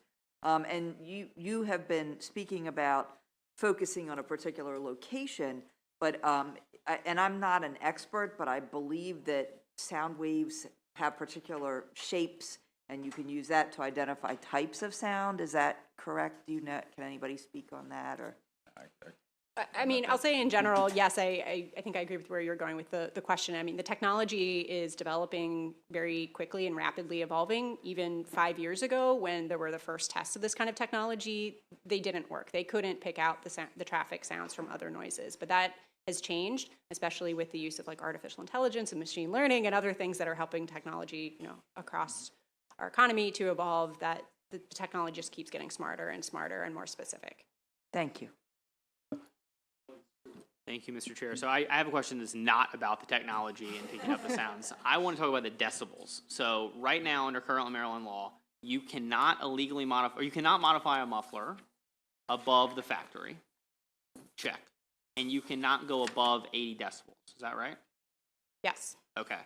And so my question is, well, first of all, it appears that there are some vehicles that at factory are above 80.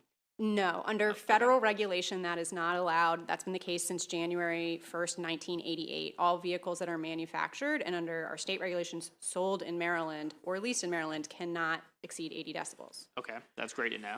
And then it looks like in some states they actually have like aftermarket muffler specific limits, which we don't have. We just say any modification above factory is higher, right? Okay. That's right. Would you be, like, I think New York City's is 85. The CDC says that noise above 85 for a prolonged period of time may start to damage your hearing. Could you guys give a sense of what 80 or 85 or 90 sounds like? Like, what's I the don't have any comparison? specific examples, no, but I mean, it's very loud. Okay.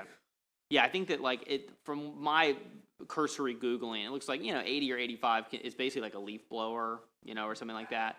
And then, I know, right? I knew that would trigger Delegate Foley. And then car stereos also have limits, right? Like car stereos are limited, I think, to like 75 decibels too, because there was some chatter about, what if it picked up your radio with your windows down? Is that right? Does anyone know? I can't speak to those. Okay.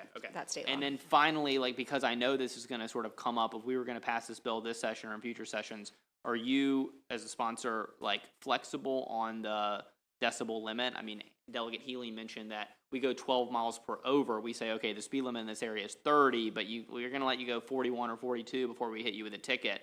Would you be, willing to be similarly flexible with this and say, well, the limit is 80, but we'll give you a little bit of a grace period if you're only at 87 or something like that? Yeah, and I think that's a viable conversation for the committee to have. Thank you. Thank you. Thank you, Mr. Chairman. So, Delegate, I'm curious as to how the out-of-state vehicles are going to be handled in this particular piece of legislation. So if you have a vehicle that's from another state that's found in violation of this proposed bill, how will they be handled? How would they be billed and collected? And so what may be not illegal in the state of Delaware How's that going to play in Maryland? Yeah, that's a good question. So again, the federal regulations make clear that it's all vehicles in the US, or it's at 80 decibels, but our state law already says that a person may not drive on a highway in this state any motor vehicle that exceeds the maximum sound level limits established under, and then that cites the regulations, that's at 80 decibels. So that's already what is in effect now. Out-of-state vehicles have to be at 80 or less also. So if a car that's coming through Maryland from another state is found in violation, is there a out-of-state collection agency for this? I mean, how's that billing going to take place? It would be similar as we do now with automated enforcement. We would issue the citation, and they would satisfy the citation. With the same means, they can go to court, send it in, contest it. Out of state? Yep.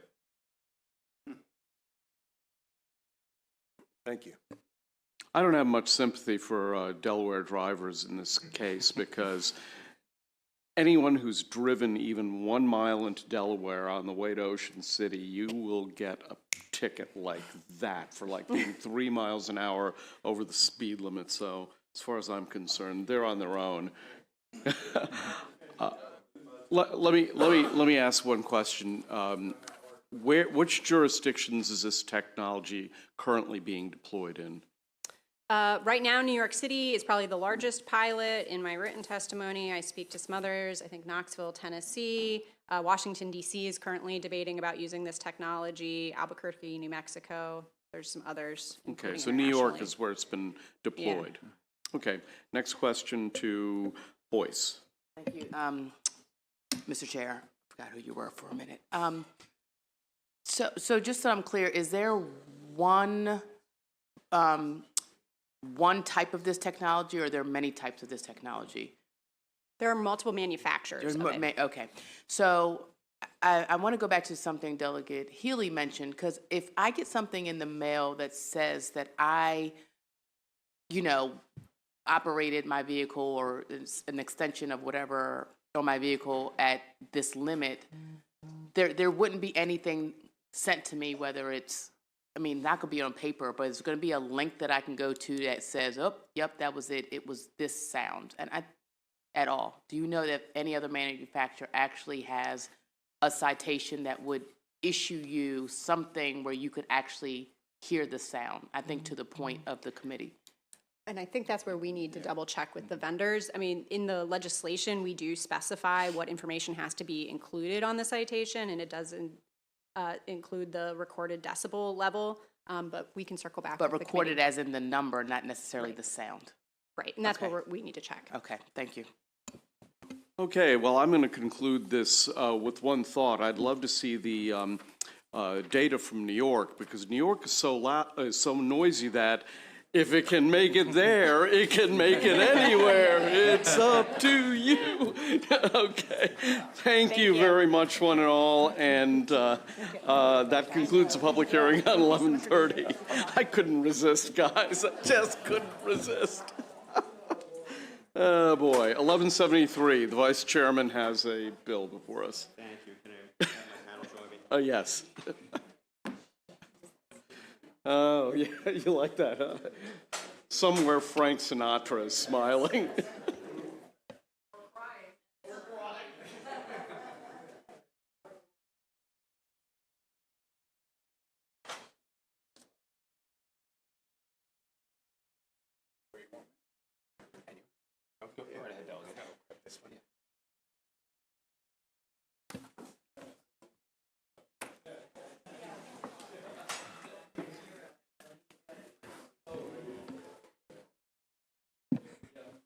So,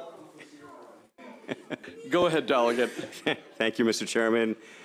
Committee members, for the record, Delegate Dana Stein. The topic of my bill, HB 1173, is a little bit different, probably a little less controversial than enforcement of violations of noise limitations. This bill deals with RV dealer agreements. So agreements between RV dealers and manufacturers are governed in Maryland by the same law that governs car dealers and manufacturers. But the RV industry is different from the car industry. In particular, RV dealers are not franchises of a specific manufacturer. When a car dealership only, while a car dealership only sells vehicles from one manufacturer, an RV dealership sells RVs from multiple manufacturers. So this bill would establish a new regulatory framework that would apply to RV manufacturers, distributors, and dealers. And it would also establish new procedures, timelines, and requirements that govern written dealer agreements, warranties, and other matters. So these changes would provide consistency for manufacturers to develop and manage dealer agreements in Maryland.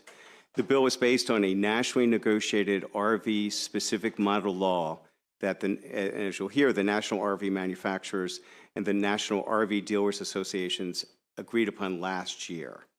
So I have a set of amendments to correct a drafting error that inadvertently did away with some licensing requirements. The amendments ensure the same MVA licensing requirements remain in place and make no change to the fees. And just want to conclude by saying that similar RV-specific laws have been enacted in 18 other states, including Pennsylvania, Delaware, and Virginia. And with that, Mr. Chairman, I'd like to turn things over to my fellow witnesses. Terrific. Who'd like to go first? Chair Barve and members of the House Environment and Transportation Committee. My name is Nick Rudowich, and I am Senior Manager of Government Affairs for the RV Industry Association. The RV Industry Association is the national trade association which represents the diverse manufacturing businesses which manufacture over 98% of all RVs produced in the United States.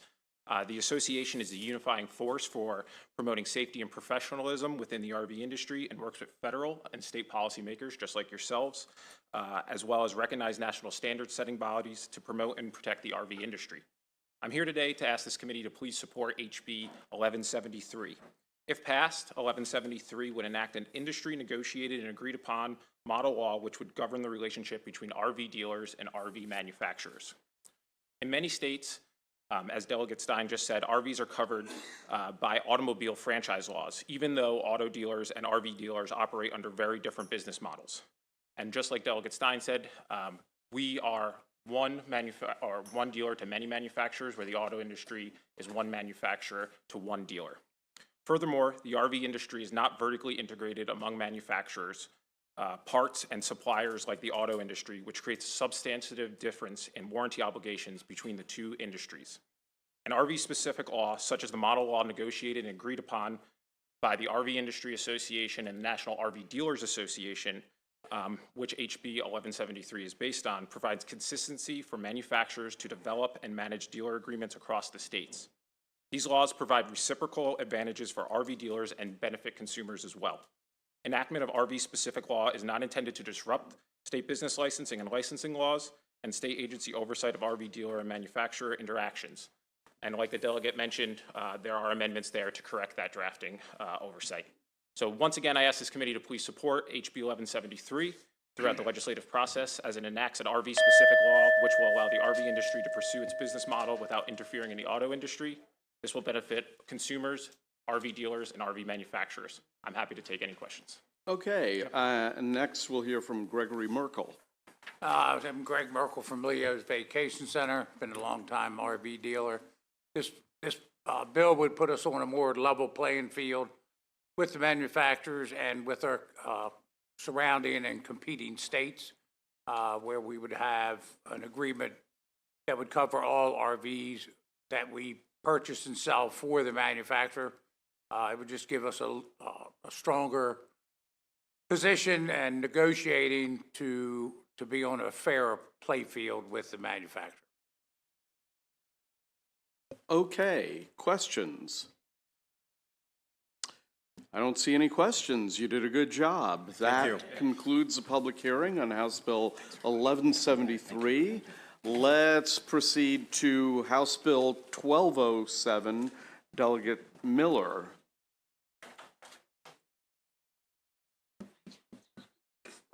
Is there a Delegate Miller? Oh, okay, there she is. I apologize for getting ready to vote. Okay. What could be more important than being here, though, right? Yeah. All righty. Whew. Okay, welcome to the committee, and you'll have 4 minutes, so hopefully we'll get you back. Yeah, thank you. Thank you very much. Good afternoon, Mr. Chair, Vice Chair, and my esteemed colleagues on the Environment and Transportation Committee. I am Delegate April Miller, and I'm here today to request your favorable opinion on House Bill 1207. Many of you may look at me and think, well, she doesn't quite look like a motorcycle maven. Why is she bringing this bill forward? You are correct. I am not, sadly, but what I am is a mom. So when I was presented with a struggle that one of our Frederick County moms is going through, I had to act. Some of you may understand how difficult that co-parenting after a divorce can be. One afternoon, this mom received a phone call that her ex-husband had taken off on his motorcycle down the highway with their 4-year-old on the back. She panics, and her family reaches out to law enforcement for help, and they are told there's nothing they can do. It is perfectly legal in the state of Maryland for a young child to be driven on the back of his bike at, let's just say, 70 miles an hour. We'll just keep that legal. So, well, on the highway. When I heard about this, I thought of all I had to go through with my own when my own 3 babies were growing up in Maryland, to legally and safely secure them in their car seats. It's no easy task. We went through 3 or 4 different car seats as they grew. We had rear facing until 20 pounds and 1 year of age, and then it came to 8 and 80 pounds, 5-point harnesses, car anchors, and even some of those are now outdated, replaced with stronger laws. So that 4-year-old is carefully taken by their mother out of a secure car seat, and then she hands him over to his dad, and he just pops him on the rear seat of his bike, put a helmet on him, and drove down the same Maryland roads that the mom just drove on. This does not seem right. So I started researching what other states do. I considered age restrictions. However, my motorcycle friends pointed out that this may not have the intended effect, as we know that children do grow at different rates, and it was suggested that it was more important from a safety standpoint that they be able to reach those rear foot pegs. Motorcycles lack the stability of a car or truck, and they don't have the same protections. There are currently only a few states with the age restriction, but more have along the lines of this bill, including California, which I modeled this bill after. I know. Just saying. Here are some Maryland fast facts. Motorcycle riders 21 to 49 are overrepresented in crashes. 9 out of 10 involve male riders, and 3/4 of the passengers that are involved and injured are female. While fatality numbers have decreased, the number of crashes is still very high. In an accident, a small child would suffer catastrophic injuries, including traumatic brain and spinal cord injuries and severe organ damage. Our motorcycle laws are not protecting our youngest children, all while Maryland car seat laws are being constantly updated, as they should, as new safety and information, as well as car seat technology improves. I grew up in Maryland. I hated wearing my seatbelt, but there were reasons they were put in the cars. And in Rockville, in the 1950s, my grandparents were driving with their infant son being held on my grandmother's lap in the front seat. Is that what was done then? Tragically, they were involved in a car crash, and my baby Uncle Ronnie was thrown to the floor. He did not survive, and it devastated my family. This would not have legally happened in Rockville today because the motor vehicle and car seat laws have evolved to protect children. The laws need to evolve in motorcycle safety as well before another family has to live with the soul-crushing loss of a child. Please help protect Maryland children with your support and a favorable report on House Bill 1207. Thank you. Let's hear from a virtual witness, Sheriff Charles Jenkins. Sheriff Jenkins, are you there? Is he there? Not there. No, Sheriff Jenkins. Okay, so we have some questions. The first goes to Delegate Guyton. Thank you, Mr. Chair, and thank you so much, Delegate Miller, for bringing this bill. It's super important. I'm really shocked that before I arrived in this committee, we had not already taken care of this issue, so I'm glad you're bringing it. I didn't know that that was legal. So my question to you is, according to your bill, and I'm just reading through it now, you decided not to go with age or weight, but actually with height of the person on the back of the bike being able to reach the pedals securely. Yes. Right? I'm just wondering, first of all, how do we make sure that they're reaching the pedals securely? And then also, are there any other restraints that are created and devised purely for the back of a bicycle, like, I mean a motorcycle, excuse me, like there are for bicycles or for cars? Are those Not that I've seen, but again, I'm not a motorcycle expert, and I did want to go with the height, like I said, just because the age may not have it. I'm okay with age, but I think there's a reason why only less than 5 states have done that. Most come to this where you have a specific rear seat, you have foot pegs down at a certain level where they would literally have to be a certain height to be able to reach those foot pegs. And it makes you more stable on the bike as you go around turns and things like that versus if you can't comfortably rest on those foot pegs. Thank you so much. Have you considered possibly making an exception for passengers who are over 18 and just very short? Yes. Okay, thank you. Yeah, Delegate Guyton. Thank you, Mr. Chair. Good afternoon, Delegate. You mentioned other states that have done this. Can you tell me what those are? I can get you. Oh shoot, maybe I can. I might have That's left okay. that You there. can just No, follow up with I me. have it, but it's just not in a spreadsheet form because I'm really not very good at that. California, like I said, has height requirements. The passenger's feet must touch the rear footrest. Colorado, none. Connecticut, if you want, like I said, Delaware, they have to have the footrest to carry Delegate, the passengers. So if yeah, you could just email that to me, yeah, that I would be can perfect. certainly do that. No Thank you very problem. much. Of course. And you really haven't lived until you've produced a proper spreadsheet. Yeah, I'm really not good at it, but I will try. I will endeavor. That's my jam.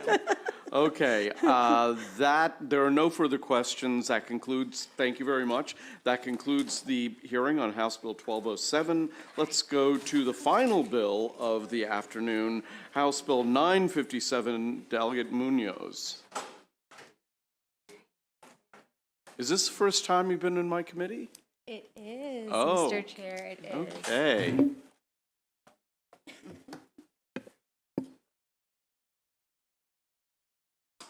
Do you have a timer, Mr. Chair? You'll have 4 minutes. 4 minutes, thank you. All right, good afternoon, Environment and Transportation Committee. It is lovely to be before you. For the record, I am Delegate Rachel Munoz, representing District 31, and I had a very succinct and well thought out testimony to present my bill to you today. And then I just found out on my way here that the senator who had me conform my bill to his bill to cross-file did not actually cross-file and instead decided not to do it. So instead of my snazzy prepared speech, what I would like to do is propose that I had a very simple goal with this bill, and it was actually requested by the constituent who is the most important to me, my husband. And the original intent of this bill was really just to ask people in the left lane who are going slower than the flow of traffic to move to the right lane. We believe it will help mental health. It will help people be calmer. It'll decrease road rage. It will improve congestion, which in my county, Anne Arundel, is a huge issue. And I'm sure in many of your counties, it's also an issue. And finally, it will be environmentally friendly because it will allow for vehicles to get where they need to go faster, and there'll be cars on the road for a less amount of time. And so I will be providing you, as soon as humanly possible, an amendment.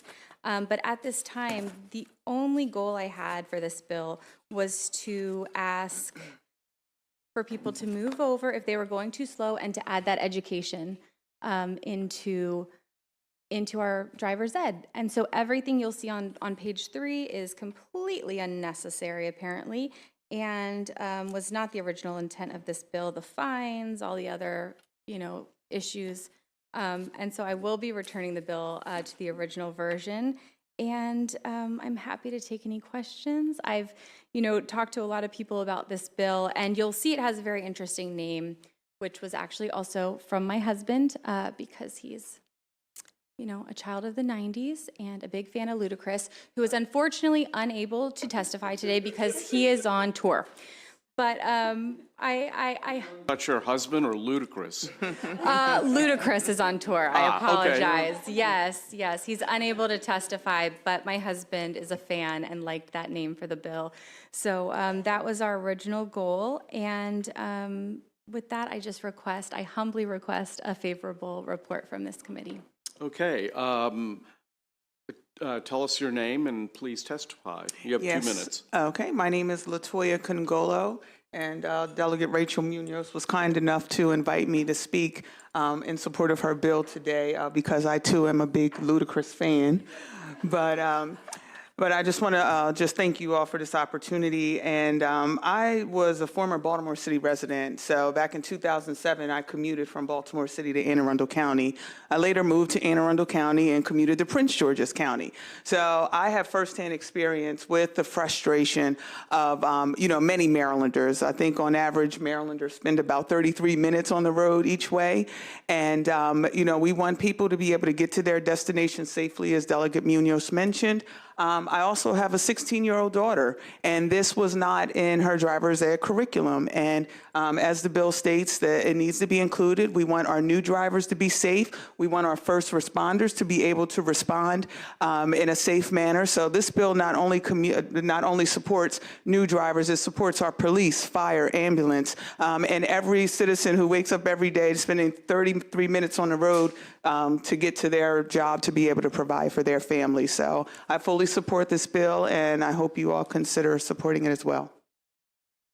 Terrific. Is Jared Johnson here? Okay, let's go to questions.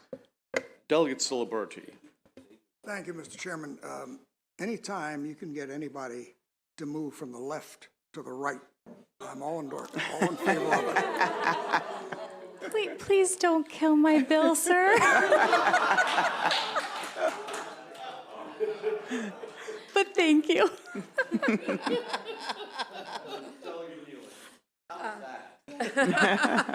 I wanted to ask, one of the issues we have to deal with is we actually have speed limits, and if somebody's going the speed limit, why would they have to move just because the people to their right are speeding too fast? So it's interesting because the way it's worded is it says a driver of a vehicle traveling slower than the general speed of traffic, if practical, as determined by the driver, shall drive in the right-hand lane. And I actually sit on judiciary, and so this is kind of an uncomfortable story, but we drive at different speeds for different reasons. And there was a woman driving, just yesterday we heard the story, she was driving fast because her very small son, she was a single mom, he had a head injury, and she was trying to get to her son. And the reason I'm aware of this particular story was because a police officer had pulled her over, and I know you guys are not used to this, we hear this every day, but he forced her to engage in sexual acts in order to not go to jail. And so these are the kind of stories I hear. So I hear about emergencies and violence and things that the general population doesn't think of every day, babies being born, women in labor. I think there's a lot of reasons.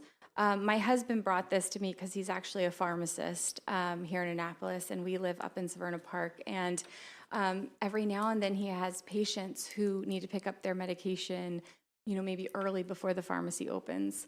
Or he's on his way home and he wants to get home to his babies before they fall asleep at bedtime. And so I think there's a really wide range of reasons people drive at different speeds. But even if it is, someone thinks they're driving the speed limit, but they're driving, slightly below it, I don't think it's unreasonable to let people kind of make that choice of I need to get somewhere because I have a good reason, even if like my friend here said, if it's a police officer who, as we know, we hear a lot in judiciary, they don't always put their lights on, but they're trying to get somewhere important. And so I think just giving them that option, if there's congestion on the road, I think that's a fair thing to ask. But I was asking about people who are keeping at speed limit, or even just a little bit above the speed limit. Say the speed limit is 55 and they're going 60, but the traffic to their right is going 80. Again, if it's a single mother racing to her child who's had a Well, head yes, injury. you can't interview the driver that's, besides which, if you have to pull over and they're going that fast, they might hit you. Just a question. If you pull over, Yeah, if you're going slower and you're trying to get over to the right and the person to your right is going really fast and you pull in front of them, that could cause an accident. well, then it wouldn't be practical. And Okay. so that would not be necessary under this change. Thank you.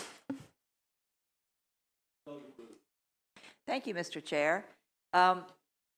So is this bill, as you plan to submit the amendment, so as amended, is this bill similar to one that we passed last year that was sponsored by our former committee mate, former delegate Parrott?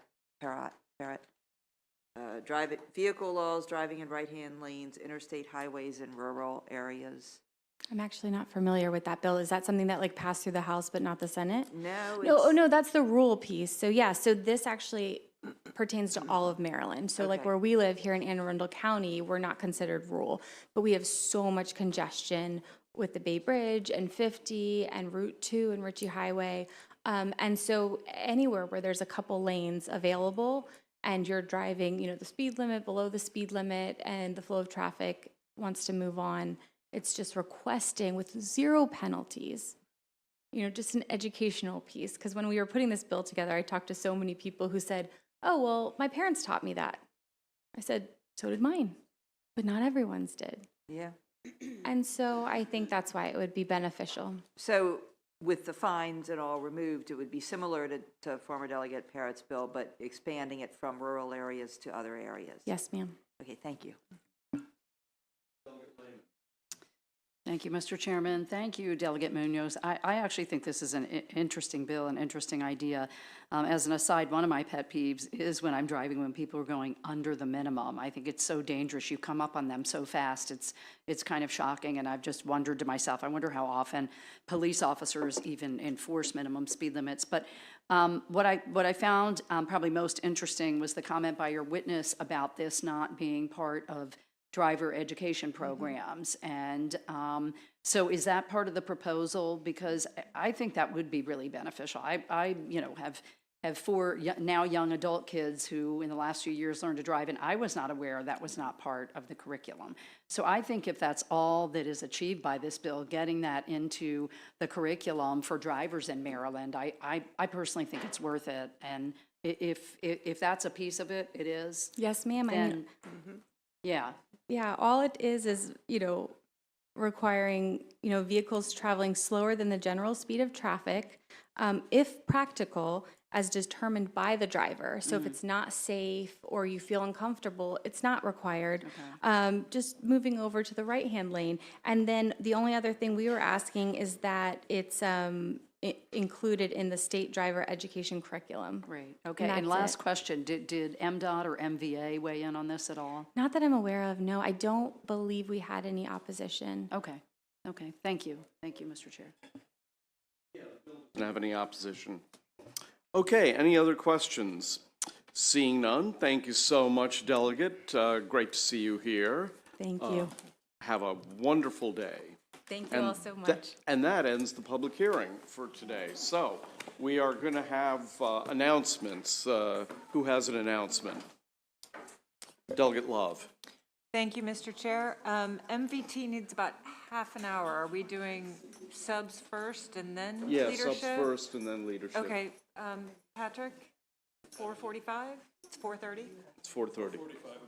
4:35 MVT Zoom. 4:45. Right. I don't know what I said, but that. Okay, so you need half an hour, so you'll be done at 5:15. So I'll start a leadership meeting at 5. How much time do you need after the MVT? Okay, so, no, I was going to say 5:20. Yeah. There you go. All right, any other announcements? Any more announcements of anniversaries of members of the committee? Oh, okay. Okay, something to look forward to. Yes, Delegate Guy. Hi, thank you, Mr. Chair. I just want to apologize to the committee because I did not mean to insinuate that this committee didn't do their work previously by letting small children ride on the back of motorcycles. I want to go on the record by saying that you all are the most deliberative and thoughtful group of people I know here. So I just want to make sure no one thought that. No, there was not, but I will tell you one story. My wife and I went to India maybe 20 years ago, and she was more shocked and horrified than I was to see a young mother on a Vespa scooter with 5 children piled on there, you know, and in traffic, and, you know. So there. Okay, meeting adjourned.